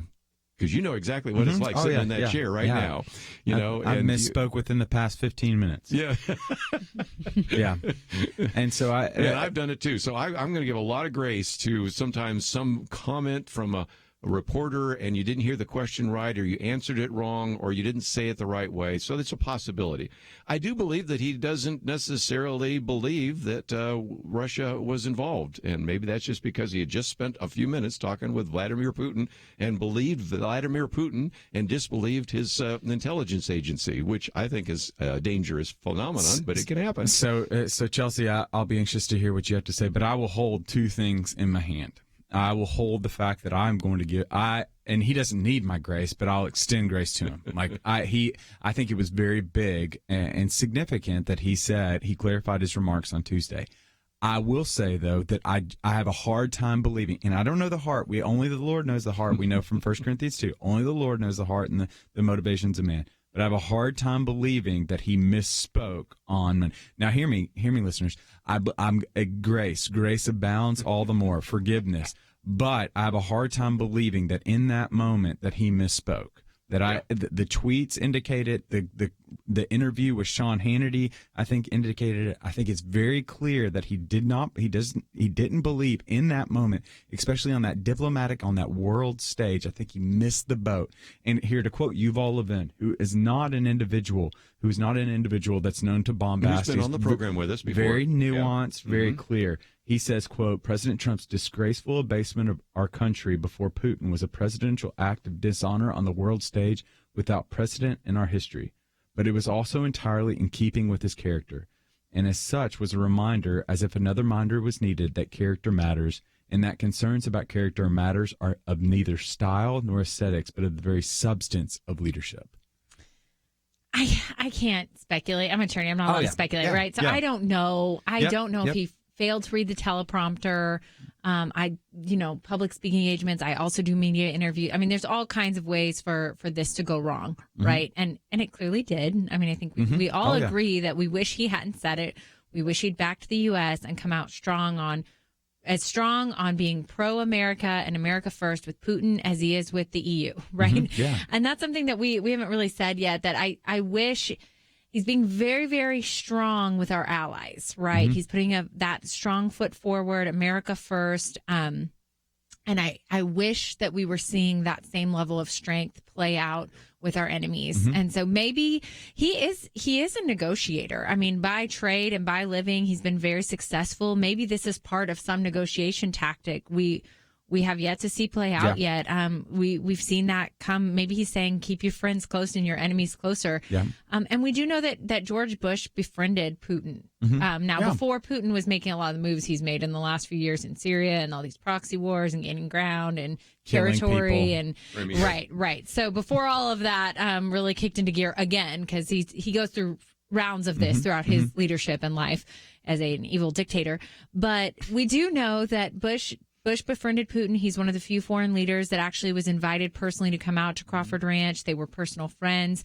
And Putin didn't make the same moves speaking in a military sense that he did with Obama as he did under Bush. And so maybe he's taking a page of history. Maybe he's looking at this and saying what I call the man crush theory. They both want to come out strong. They both talk about each other a lot. There's some mysticism they clearly both have with each other. And maybe he's looking at Bush's success with keeping Russia in its place. And maybe that's part of this. I don't know. Pure speculation again. But I think we have yet to see how Trump's foreign diplomatic stances are going to play out. That's going to be a history lesson for us all. And so I think that you did touch on it a little bit. Jeffrey Goldberg has talked about the Trump doctrine that he kind of outlined in the Atlantic piece, where he says that kind of what you speculated on, or what you kind of hinted at, is the fact that our friends are enemies and our enemies are friends, because there's that sense of the relational nature of President Trump. And so we'll continue taking phone calls, and there's quite a few of you that have called in, so I will give you the phone number, but I think it would do you no good because you would get a busy signal right now. So we'll go to Ty in Texas right now. Ty, are you there? Yes. Can you hear me? Oh, yes, sir, Ty. What's your point of view? Well, on the Russia issue, I think no matter what Trump would have done or said, he would have got a lot of flack from the left no matter what he does. So he can't do any right as far as they're concerned. And, with all that he's already done since he's been in office, imagine how much more he could do if we were united on both sides. I've never seen such division. I've never seen such hate for one man as president of the United States in my lifetime. And I've never seen families being torn apart over one man being elected. And then what bothers me even more is we have Christians who are divided and who has such hatred. And I just don't understand. I don't know if you all have been facing some of the same issues with those of your family. But I'd just like to know if there's any of that going on in anyone else's family when it comes to since the election period of 2016. Yeah, Ty, thanks for your comment. We're going to have to take a break, but you bring up a good point. For me, I kind of fall underneath the Montaigne advices. There's no such thing as the only good kind of conversation is which there's other people that disagree. And so I just like to poke and prod regardless of whether anybody thinks. And I found that politics is not one of those things right now that you can poke and prod on. It just really is a divisive issue that people are taking extremely personal. But I'm so grateful for places like Point of View that allow us to be able to share our opinions and to be able to go back and forth and to recognize there's charity in our differences. And so we're going to continue taking your phone calls, but we've got to take a break. And when we come back after the break, we'll continue taking your phone calls relative to perceptions on the Trump-Putin debacle. We'll be back after this.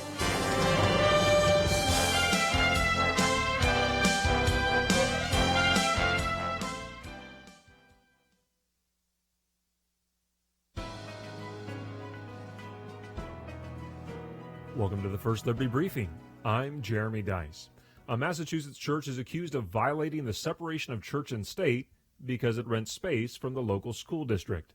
Town leaders of Southbridge, Massachusetts have raised concerns about Iglesia Casa de Destinos' rented use of a public school in its town. The church pays the standard rate to use the school's auditorium once per week, like many churches do across the country.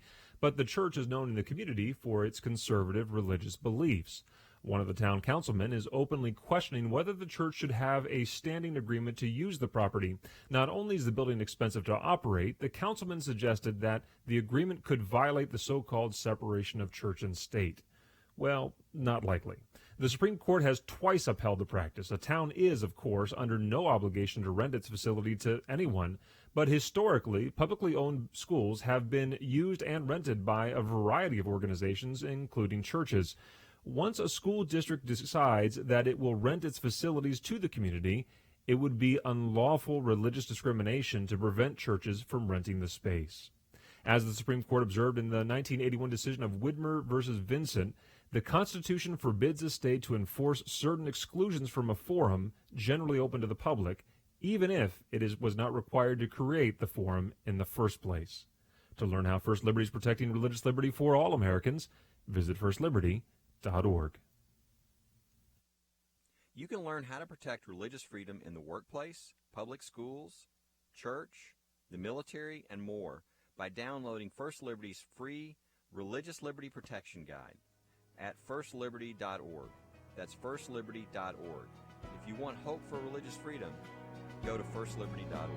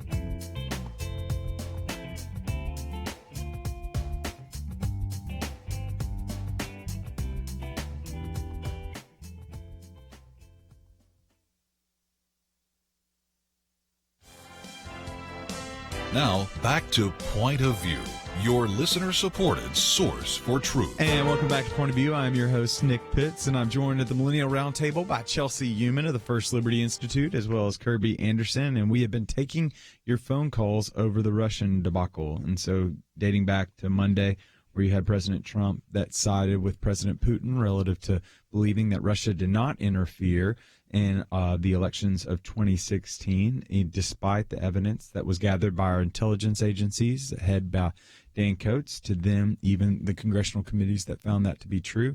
And then on Tuesday, he backtracks on those comments and says that Russia did interfere and blamed it on the double negative. See, I misspoke in that moment, and it's what President Trump did. as well on what he declared him to do on Monday as well. And we have been taking your phone calls relative to those comments. Do you think it was good that what the president did relative to backtracking on Tuesday? Do you think he should have stuck with his comments on Monday? Or are you just tired of hearing about Russia? We've been taking your phone calls. You can call in at 800-351-1212. And so we're going to jump on over to Bob in South Carolina right now. Bob, are you there? Bob, are you there? Oh, Bobby. Bob is not there, so we'll jump down then to Jason right now. Jason, you there? Hey, guys. Hey, Jason, how are you? I'm good. How are you? I can't complain, and it wouldn't do me any good if I did anyway. So, Jason, what's your point of view? Right on. Wow, a lot of loaded statements before my call was taken. Thank you for having me. I have a few points to make.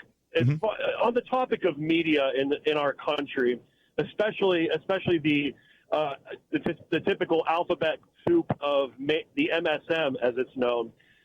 And to give a more recent history example of how they've been discredited, I would like to cite the second invasion of the Iraq War. Now, I don't mean to sound too regressive about it, but that's where they were ultimately discredited, because you saw one by one the pieces start to fall, and the house of cards that they had built just crumble to the ground. As far as Putin and Trump, I mean, I thought it was a little disrespectful that Vladimir Putin was an hour late for a meeting with the most powerful man in the world. I thought that was a little disrespectful, but to be honest, a lot of this stuff, the Stormy Daniels, et cetera, seems to me like there's a lot of, the old expression, look out for the left hand when the right hand's in play. My tinfoil hat definitely goes off, because there's a lot of dismantling of regulations, especially financial and banking regulations that were put in place to help stop another global economic meltdown. The last point I'd like to make, and I thank you for allowing me to make these points here, but to the one caller before me about how he said that he doesn't remember a president that's ever been treated so badly in history, I would just like to remind this young man or gentleman about when Barack Obama was president, how they attacked him for putting Dijon mustard on his sandwich in the tan suit that was so unpresidential. And not to mention a myriad of other things. They give passes to Donald Trump because he's not a politician, but yet Paul Ryan was caught many times on camera going, we don't need on-the-job training when it comes to our president, okay?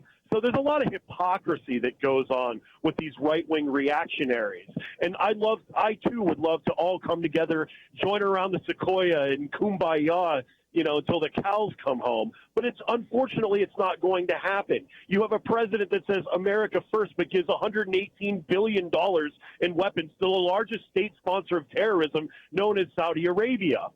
And if somebody would like to contradict that, I welcome that. You could make an argument that Iran is, but Saudi Arabia had 15 out of the 19 hijackers on 9/11.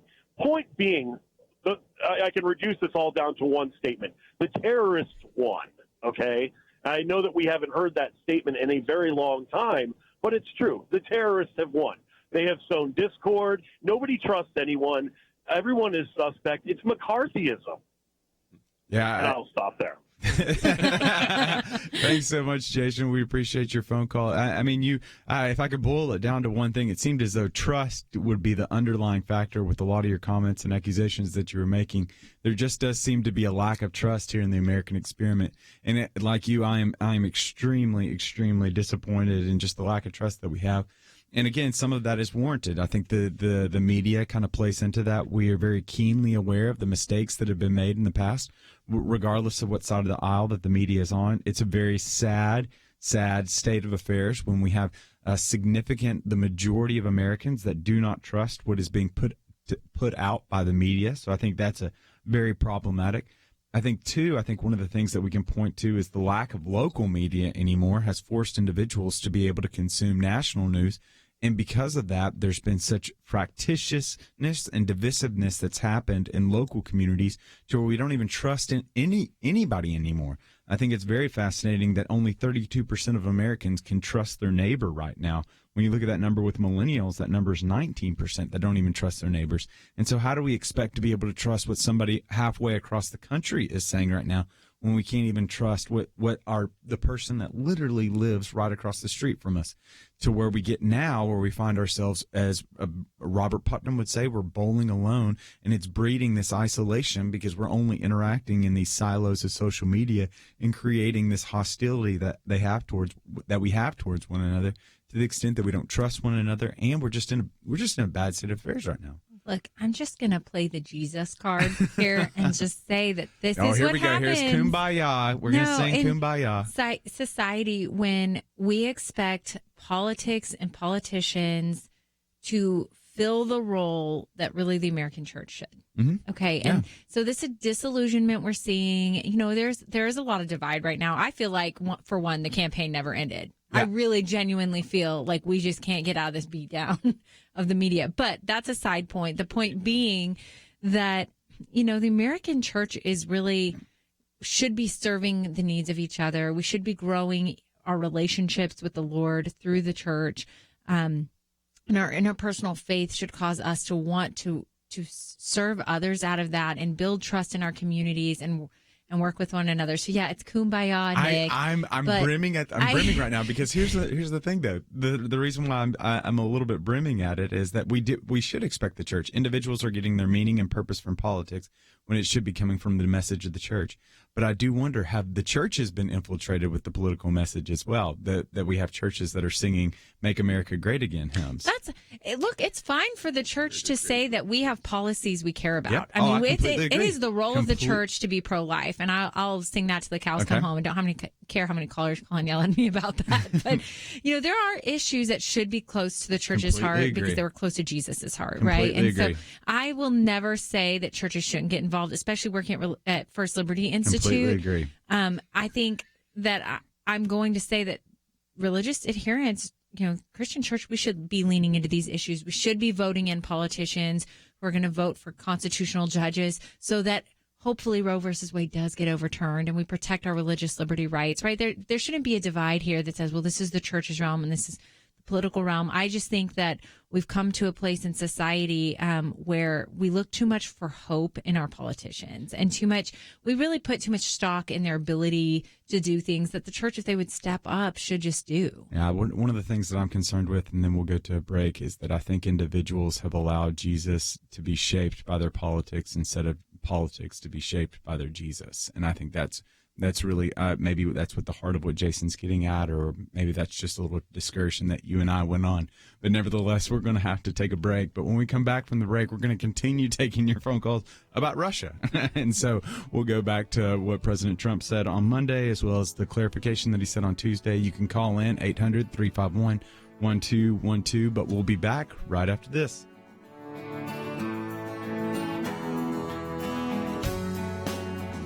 Why should you become a partner with Point of View Radio? Because for decades, this team has made a significant difference in lives and communities across the nation. Because America is dying for lack of biblical wisdom about life and culture. You should give because your gift will make possible cutting-edge information on issues that matter, information you won't hear anywhere else. Why? Because your gift will change lives, because you'll influence our culture with biblical truth, and because you can make a difference for the future. Our nation needs a truth team very badly. Support Point of View Radio today at pointofview.net. Click on Join the Truth Team and choose your level of support. Pointofview.net. Or call 800-347-5151. 800-347-5151. Or mail that first donation to Point of View, Box 30, Dallas, Texas 75221. Box 30, Dallas 75221. Point of View will continue after this.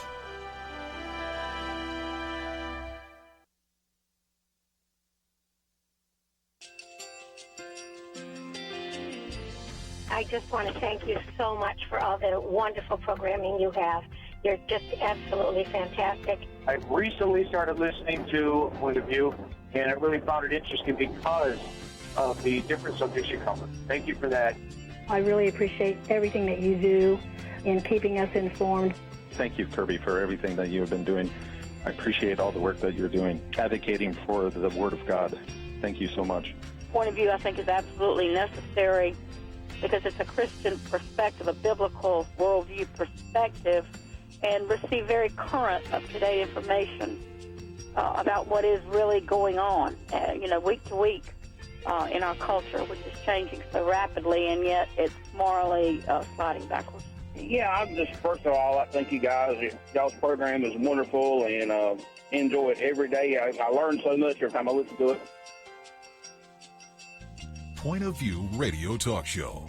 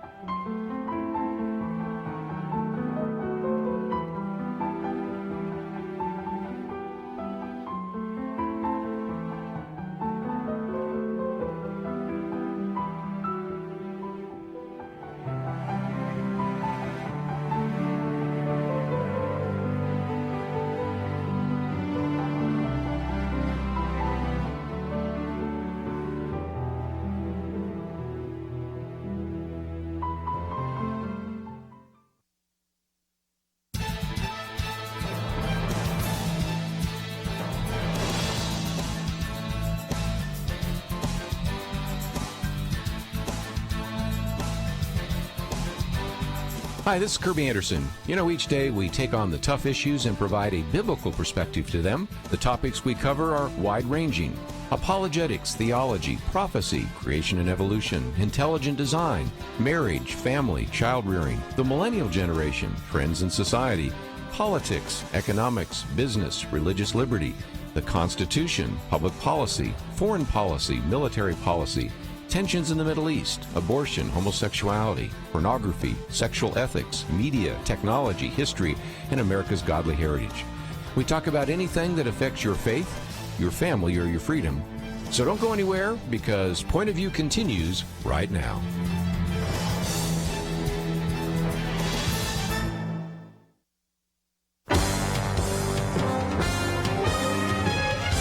Across America, live. This is Point of View.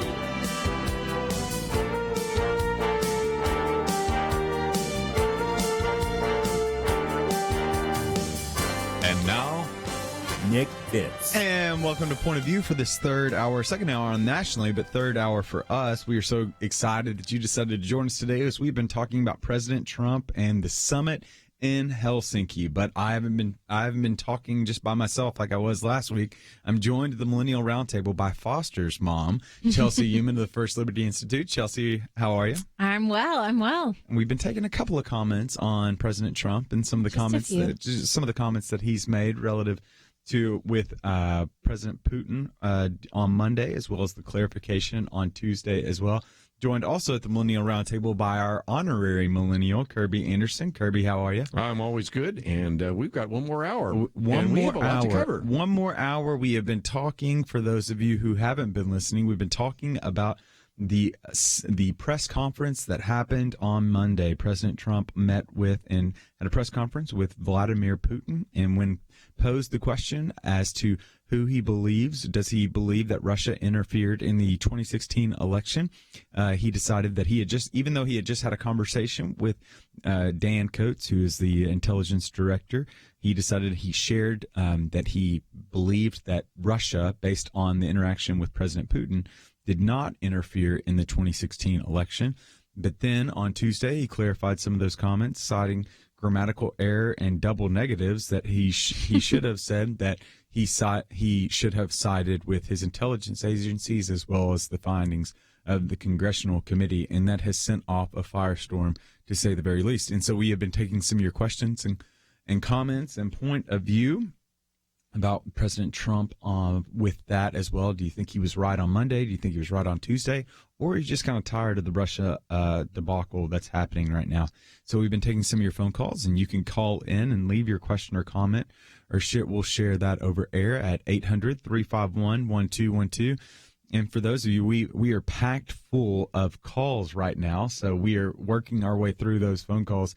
But for those of you who can't get through, you can go on Facebook, facebook.com/pointofviewradio.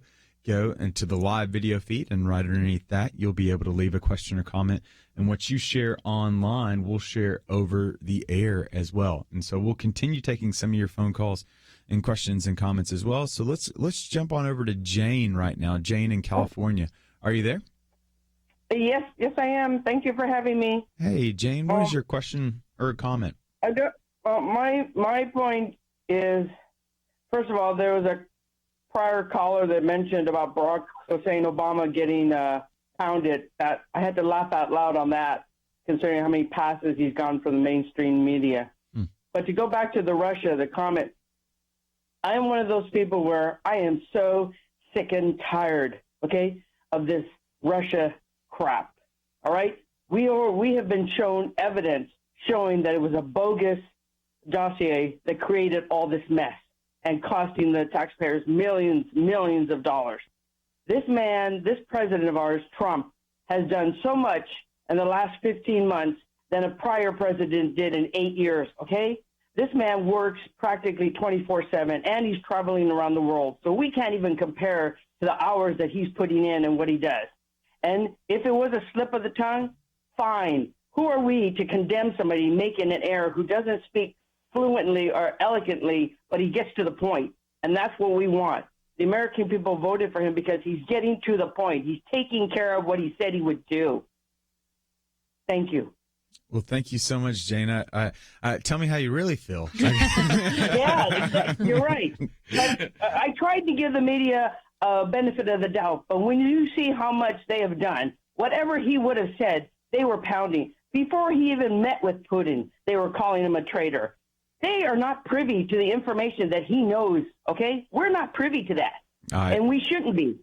I agree. So, Jane, I'm just going to play devil's advocate. So please don't take any offense whatsoever to this. And so how would you respond to an individual that would say that President Trump's comments on Monday seem to align with some of the tweets that he's been putting out there, as well as the comments that came on Hannity later that night that seemed to jive with what he said and sided with President Putin instead of what the intelligence agencies have said?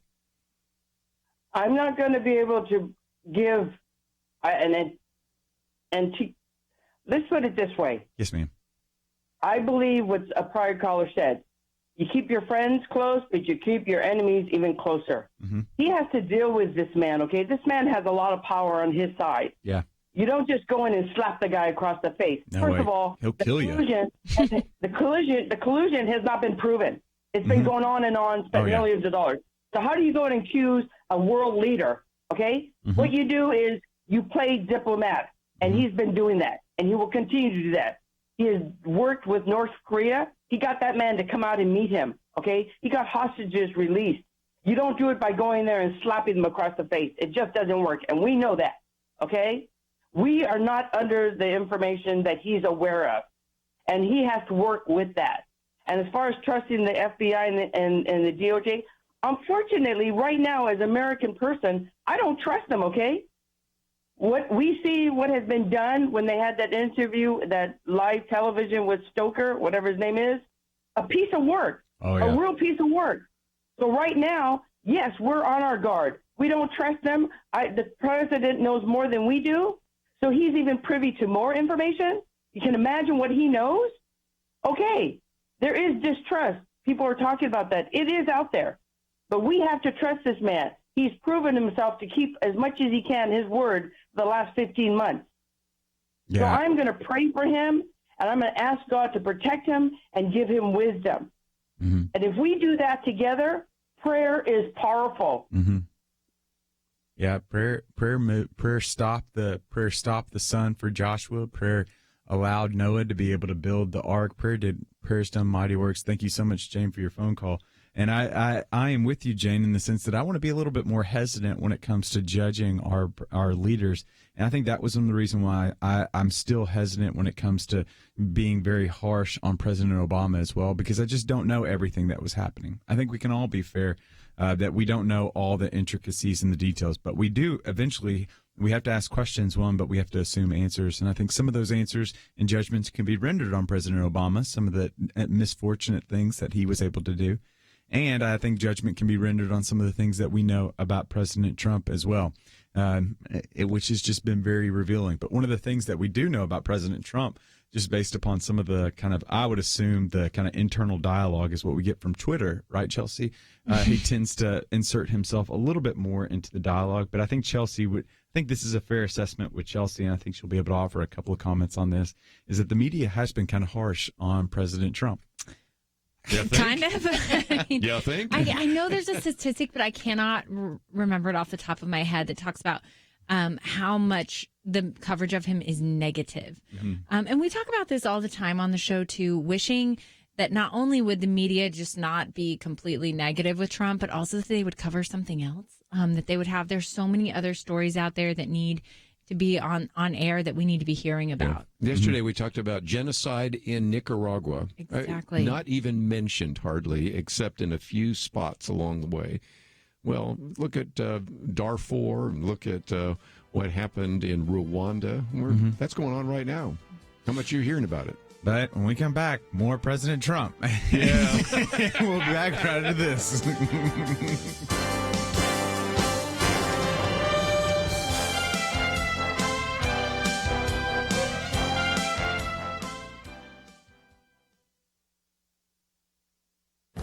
This is Viewpoints with Kerby Anderson.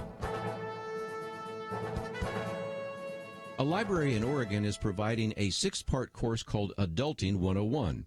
If it becomes popular, I suspect we'll be seeing more of these courses nationwide. Maybe I need to back up and define the term adulting. Last year, the term began to be used more frequently. It means to behave in an adult manner, or it can also describe the attempt to make someone behave as an adult. It gains some attention because millennials often go through various life stages, getting married, starting a family, much later than previous generations. Adulting is one way of acknowledging that eventually millennials will have to engage in adult behaviors like paying taxes or buying a house. Sometimes they aren't prepared for that next step. This is where the course in adulting becomes important.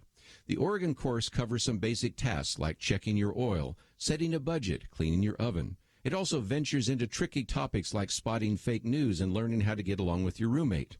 The first part of the series is Bare Essential Cooking.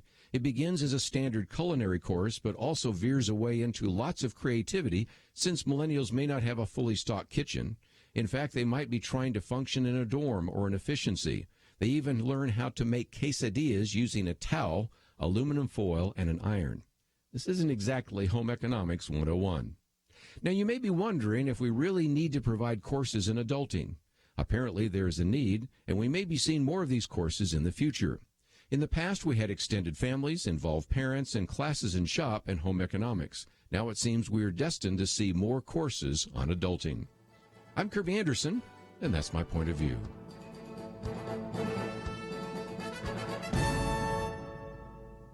Take Kerby and the Point of View team with you on the go with the Point of View app. Search for Point of View Radio at the Apple or Google Play stores.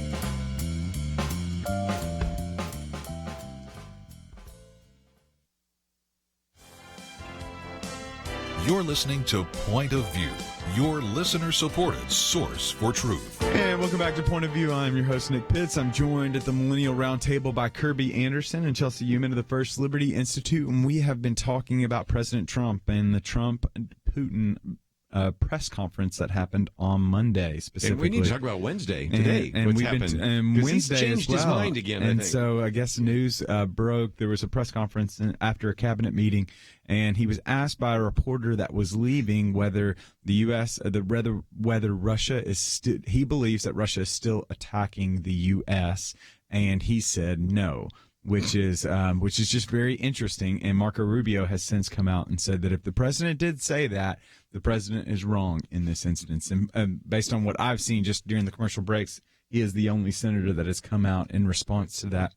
And so we've been taking some of your questions and comments right now. I think it's been very illuminating over these past couple of hours what many of you have been saying about whether you think there's just what you think about what's happened over the past couple of days. So specifically, do you think it was right for President Trump to be able to side with President Putin over his intelligence agencies on Monday on a diplomatic stage on foreign soil? Do you think that was right? The vast majority of individuals in the news media have gone ahead and said that was not a good thing for him to be able to do, to throw the intelligence agencies and congressional committees underneath the bus. Yuval Levin, who is probably one of the more nuanced but also one of the more prominent conservatives, has gone so far as to say that it was a debasement of the office of the presidency for him to side with a murderous dictator over his own intelligence agencies. Well, we fast forward to Tuesday. President Trump then blamed it on a grammatical error, a double negative. He said would should have been wouldn't in order to change the framing of his sentence to be able to say he believes that Russia did try to interfere with the 2016 election. And then we had to make the distinction between interfering and then affecting as well. Because right now, if you're thinking about it for a second, there's a big difference between individuals that interfere, but we don't know if it actually caused an effect with their interference. And what we know right now, based on the congressional committee hearings as well as intelligence, is that they did try to interfere, but we don't know if there was any effect whatsoever. You just announced, of course, that he had said no to that question. Mm-hmm. I wondered how the White House would respond to this one. I cannot make this up. Sarah Sanders said the president was saying no to answering the question.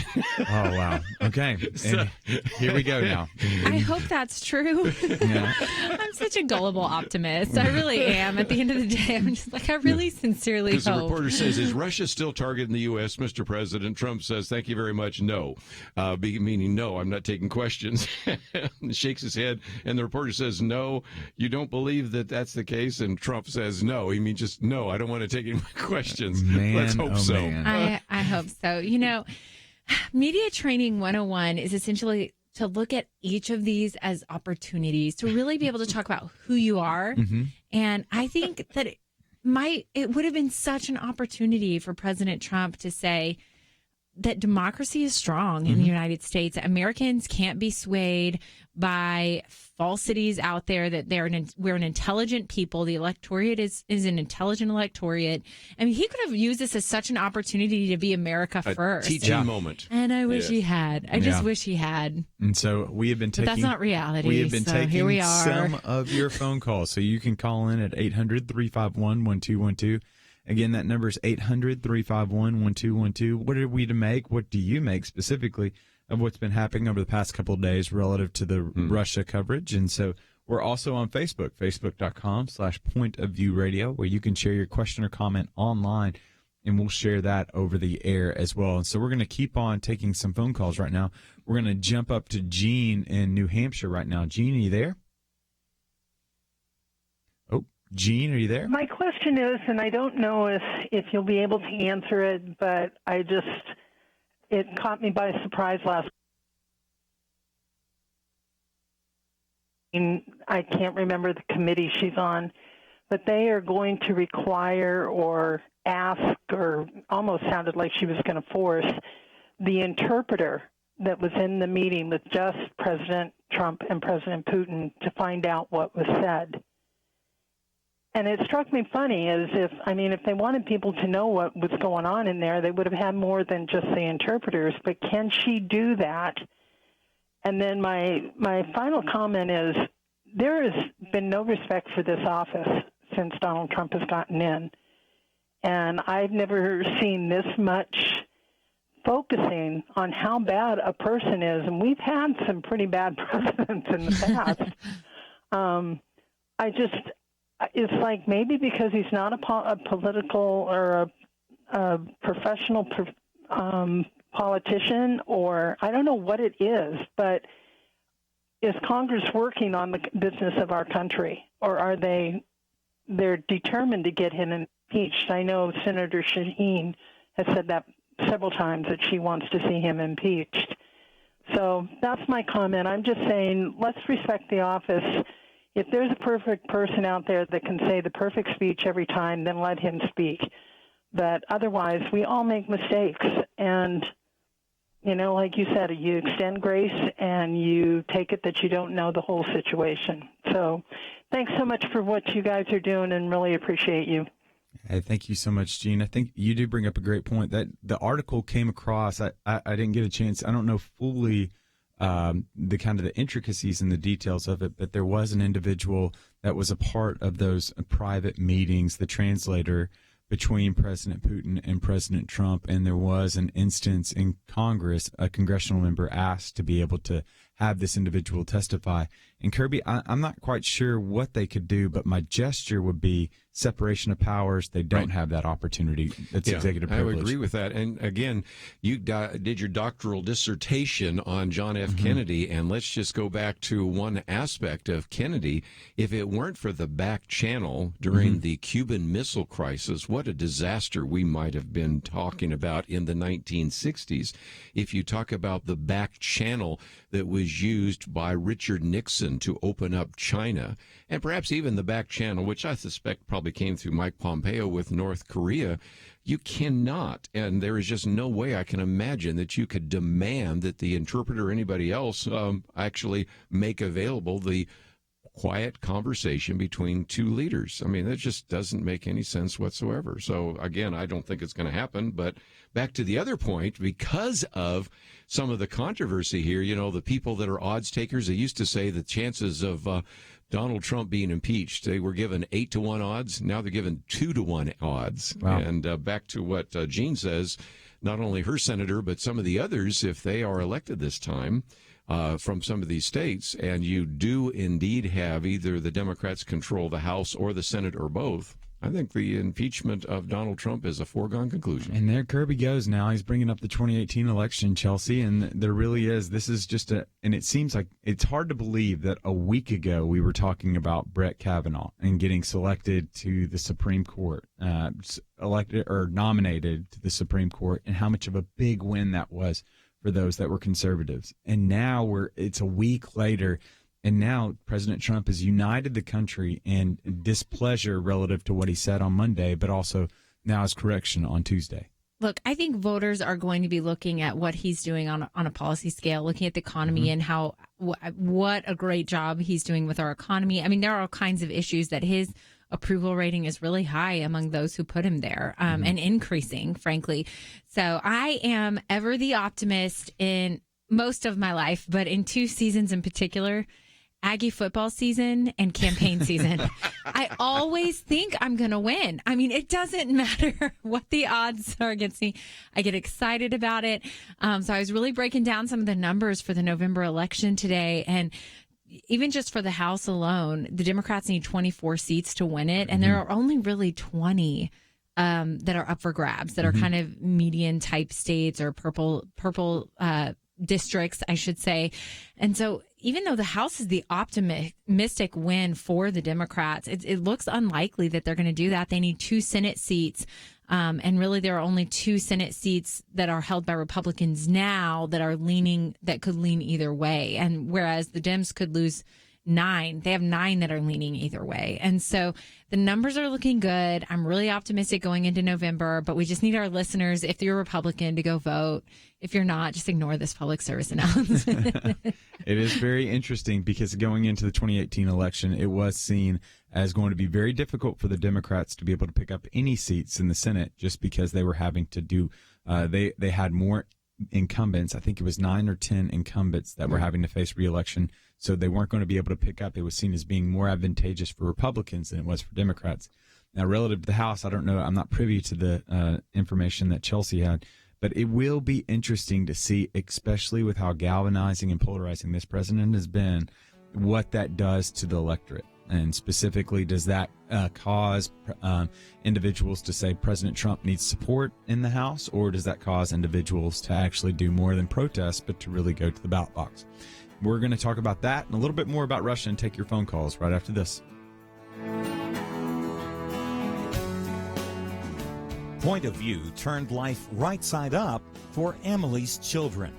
Emily listens in Illinois. She and her husband blissfully sent their children off each day to what she called our small, quaint public school, until Point of View led them to watch the documentary Indoctrination. She said, "We came to realize the need for us to educate our children at home. We want their education to be built on the solid foundation of Scripture."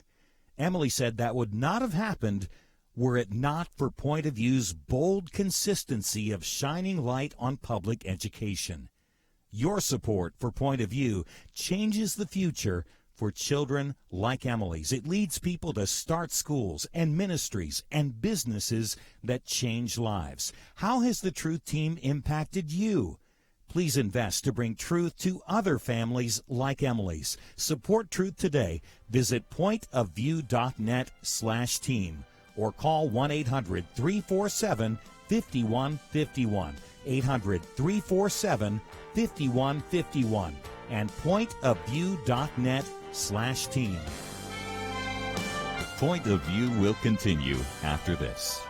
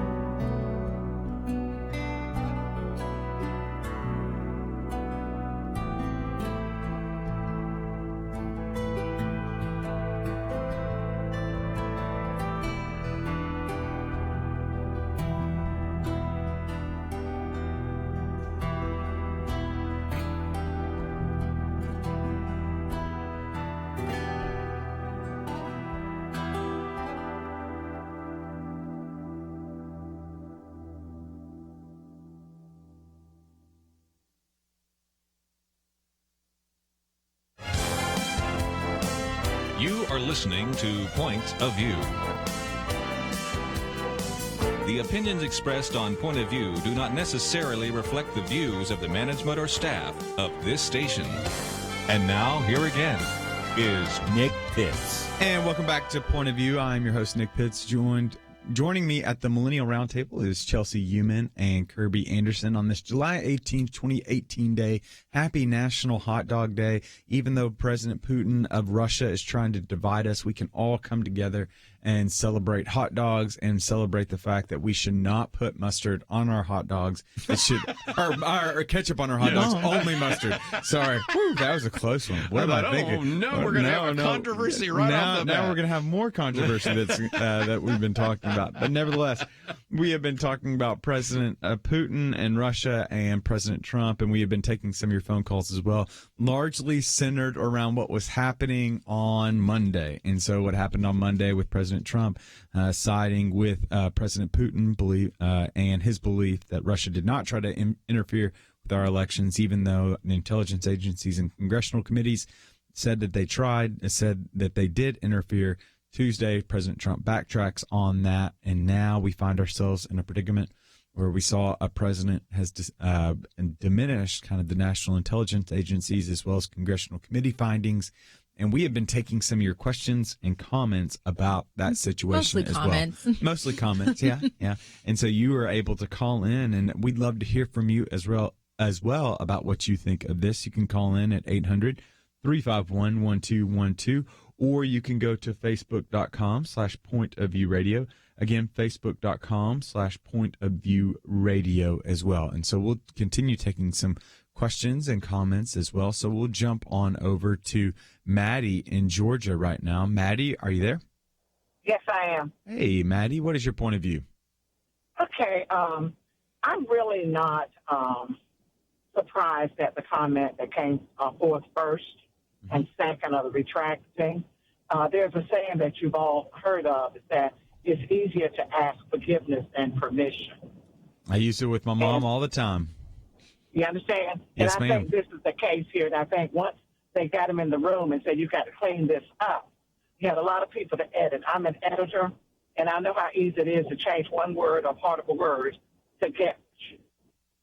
So I believe this is what happened based on everything else that has preceded it, and also what came afterwards when he still did not fully give credit to Russia for that, but he also leaned toward, and there are others. Mm-hmm. And there's nothing been reported in the information that we've been given concerning other countries to the extent that Russia has done this. And I guess in terms of, I think that the media needs to give a rest, but most importantly, I think our president needs to give a rest. I didn't vote for President Trump, but I have been praying for him as a Christian, praying that he will have confidence. I think that what we're seeing is when someone really believes in themselves that they don't deserve what they have. So it becomes a troubling thing for them, even though the people around them continue to try to convince them. But if in your heart you don't believe it and receive it, then it's not going to do you any good. So hence we have all of these negative tweets that it always comes back to no collusion, even though nothing has been put in the research or what the special counsel has brought forth about collusion to warn him. But I'm afraid that if he continues, he might give them reason to look for something. And I'm just more concerned about how he represents me.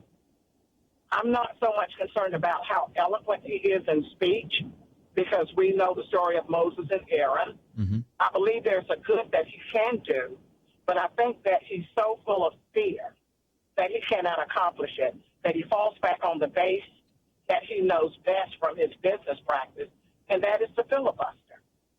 And I believe that's what we're getting. But I do believe there's more to our president than that.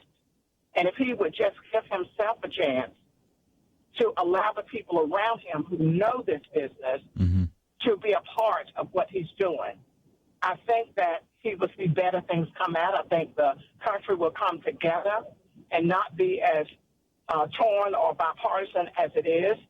I really think that there is hope, and I continue to pray, but what we see is what started out as a quest to bring people to vote. And unfortunately, that sort of the giant was awake, so to speak. And now we're dealing with the giant. And one thing I wish that our president would understand is that it's not everybody else coming here who's causing problems. We have grown our own problems. From our young people, the mass shootings are not from outsiders. Even with the drug cartels and all of that, that came about, if we look historically, because it was the upper class, the white collars, that brought it here illegally and got it into the communities, mostly the black communities. And then the cartels, at that time, which was small, decided that it wasn't fair. They got a small amount of money. They could get a bigger source if they cut out the middleman. So here we are today. But again, I think our president can do better if he finds in himself the confidence to lead the country. Yeah. Maddie, I think you would very much agree with what the biblical narrative would say, and I think we see it epitomized in President Trump, but also alive in all of us. From James 4:1, what's the source of quarrels and conflicts among you? Is it not your own passions and desires? We are our own worst enemies, and I think that's really epitomized in President Trump, especially when you have so much good that's coming policy-wise, as Chelsey has so illuminated, but also there can be so much divisiveness. You know, there's a reason why President Trump is in the news quite a bit. Yes, there is a media infatuation with him, which dated all the way back to the campaign. And yes, there is a tilt, and there is just many instances where the media has been very harsh and unfair with President Trump. But I think we have to agree. You can say both things, and both of them be true. The media has been harsh, but President Trump has given them fodder for that. Can we agree with this? We can agree on that, Nick. Okay, so we can agree there's been instances where the media has been harsh with them, but my goodness, the man has given them instances to be able to do that as well, and he is his own worst enemy when it comes to some of these things, huh? Yeah, I mean, I think that this was something that the left and the right, regardless of partisan leanings, did not like. Nobody wants to see the American president support the Kremlin's narrative. Yeah. Nobody wants to see that. We can have grace and we can talk about the apology. I mean, all of that is also true and a whole picture of what happened. But at the end of the day, he lost an opportunity to really unite the agency. But I think he also feels really personally attacked by the agency, and he's been under personal investigation by the agency, and so he probably very much views them as a competitor for his interests, even though he is the head of the agency. And so, because we got to hold both things in hands. It's not a false dichotomy. I think we're living in an age where it has to be yes or no. It has to be one side or the other. And we have to see two very things that can both be the same thing. James Comey, who was the head of an organization, tweeted out yesterday that people should vote for Democrats. That is blatant partisanship. Now, granted, he was nonpartisan, many would say, when he was in, which is, I would disagree, but nevertheless, you can understand why President Trump had such hesitations with James Comey leading a government organization when he was so blatantly partisan, even just yesterday. But we also the hearing last week, we can also agree that President Trump did hire a man that had great ties, Paul Manafort, that there are legitimate ties to foreign entities that would be wrong, right? And let's add one more, because Maddie was talking about the word others. Well, who are the others? Julian Assange has said from the very beginning that the WikiLeaks material did not come from a state.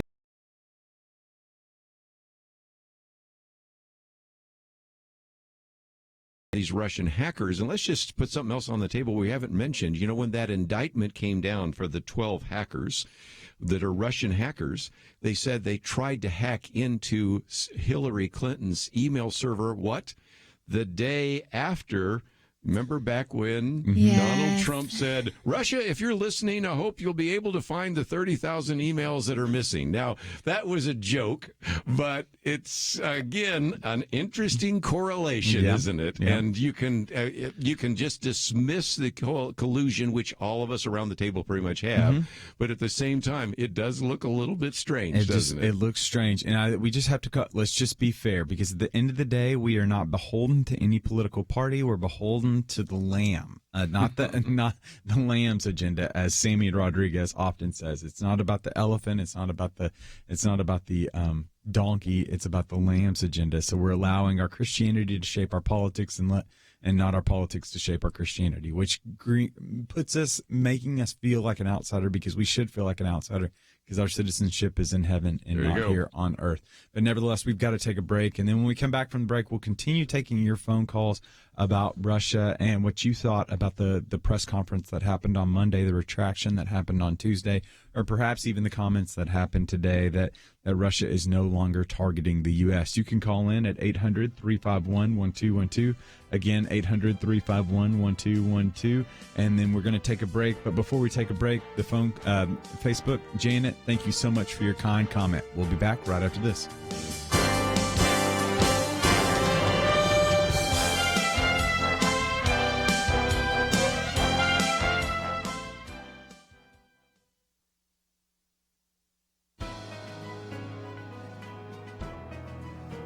Welcome to the First Liberty Briefing. I'm Jeremy Dice.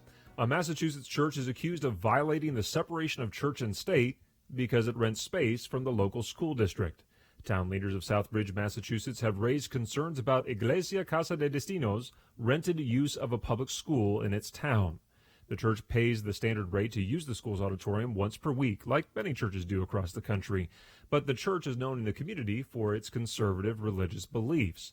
One of the town councilmen is openly questioning whether the church should have a standing agreement to use the property. Not only is the building expensive to operate, the councilman suggested that the agreement could violate the so-called separation of church and state. Well, not likely. The Supreme Court has twice upheld the practice. A town is, of course, under no obligation to rent its facility to anyone, but historically, publicly owned schools have been used and rented by a variety of organizations, including churches. Once a school district decides that it will rent its facilities to the community, it would be unlawful religious discrimination to prevent churches from renting the space. As the Supreme Court observed in the 1981 decision of Widmer versus Vincent, the Constitution forbids a state to enforce certain exclusions from a forum generally open to the public, even if it was not required to create the forum in the first place. To learn how First Liberty is protecting religious liberty for all Americans, visit firstliberty.org. You can learn how to protect religious freedom in the workplace, public schools, church, the military, and more by downloading First Liberty's free Religious Liberty Protection Guide at firstliberty.org. That's firstliberty.org. If you want hope for religious freedom, go to firstliberty.org.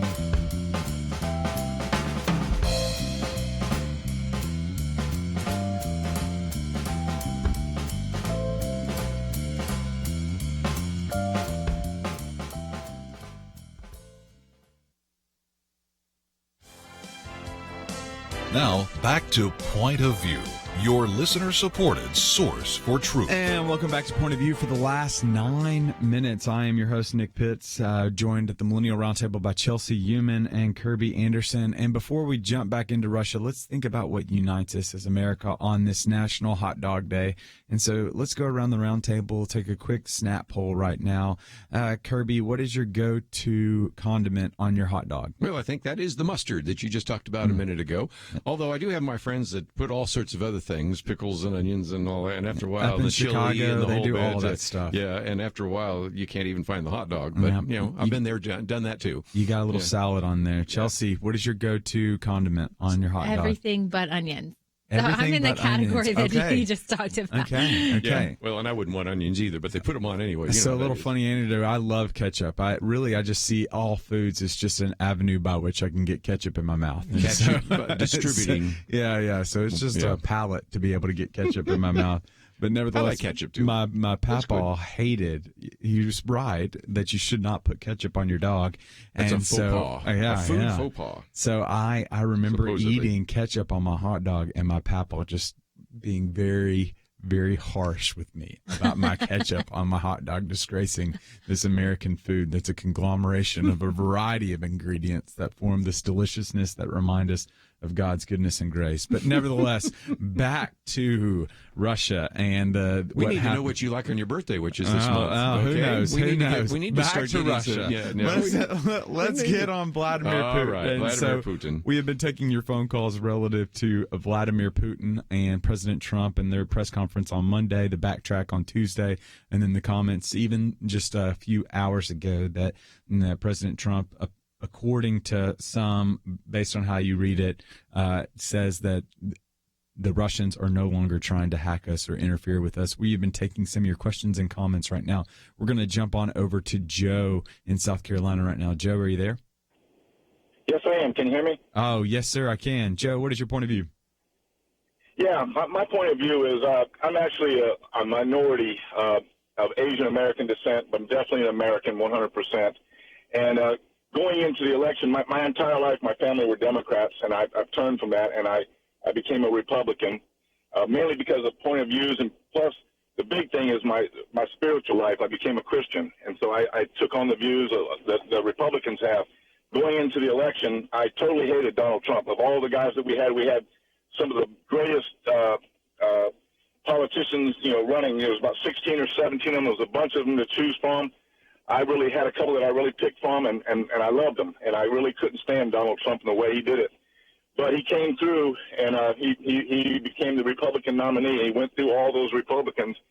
And then it came down to my Christian point of view. I just had to hope that he becomes in office and gets to pick some of the Supreme Court nominees, mainly, to me, on the spiritual side of abortion. And it was, to me, one of the most biggest spiritual victories ever. When I watched that night, I told you the whole day I thought he was going to lose. He ends up winning.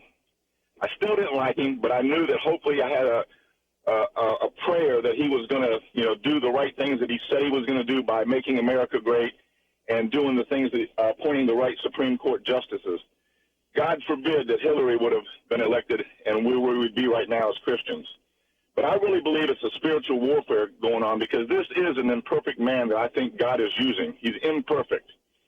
But God has given us a chance in our country of a man that I truly feel like he does love America. Is his ways right? No, they're definitely flawed. I know going into that Russia summit, I was just waiting for him to mess up, and he did. And I knew that no matter what he said, the media was going to pounce on him. But I truly, in my lifetime, have got to take a look at how the media, how Hollywood, and I'm even starting to think some of the deep state things that probably did exist that was so hidden from all of us. And I truly believe that God is using this man to bring all that out so the whole country can see that. But there still is a spiritual warfare going on where Satan, I believe, is putting doubt in people that put this man in office. And the more things that he can do to better our country, but also better our country as a Christian. And I just want to see what you guys' take on that is. Yeah, Joe, I think Chelsey would probably would be able to comment a little bit on some of the regulations and the policies that have come down from this administration relative to the outworking of our Christian faith in the public square.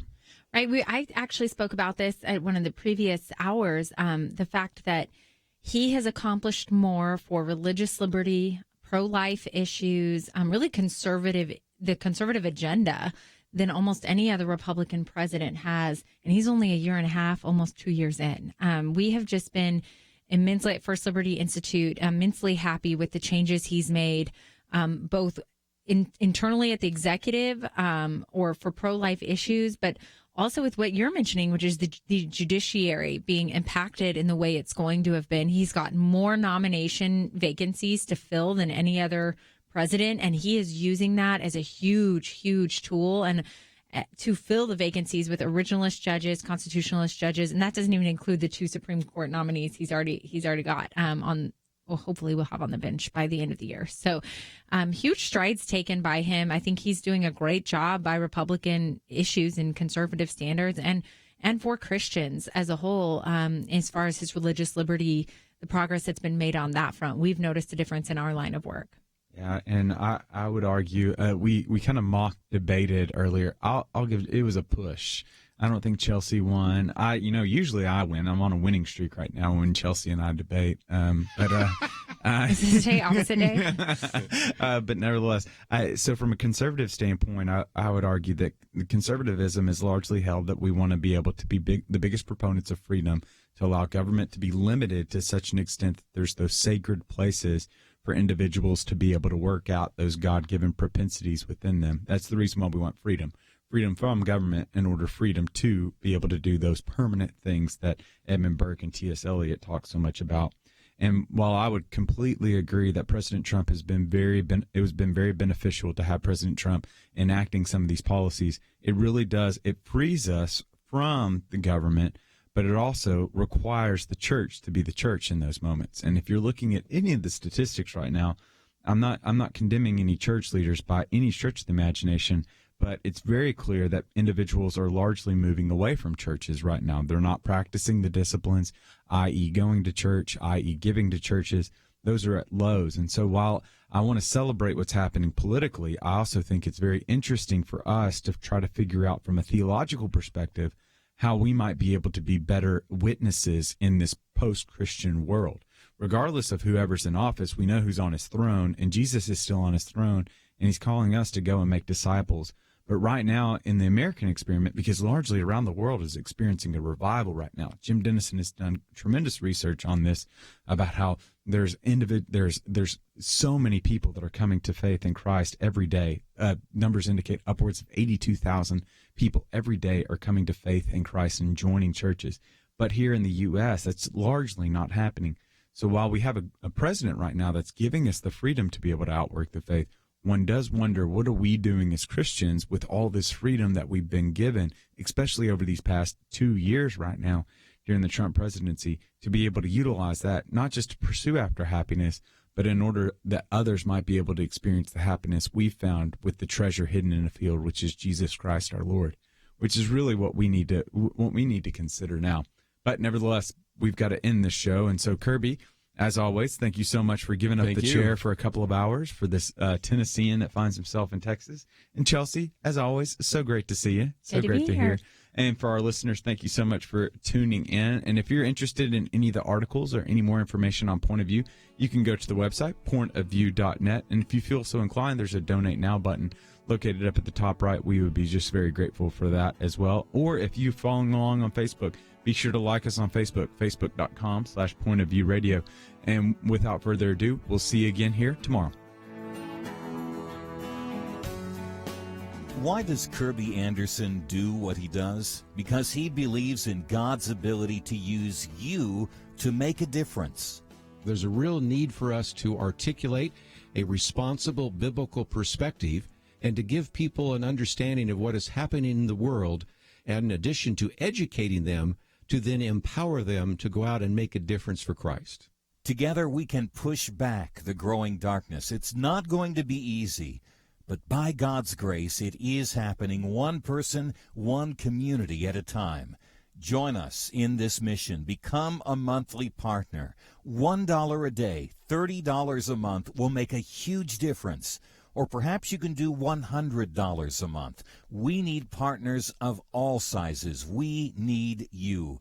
Give today online at pointofview.net. At the top of the page, next to the Donate Now button, click on Become a Monthly Partner. Pointofview.net.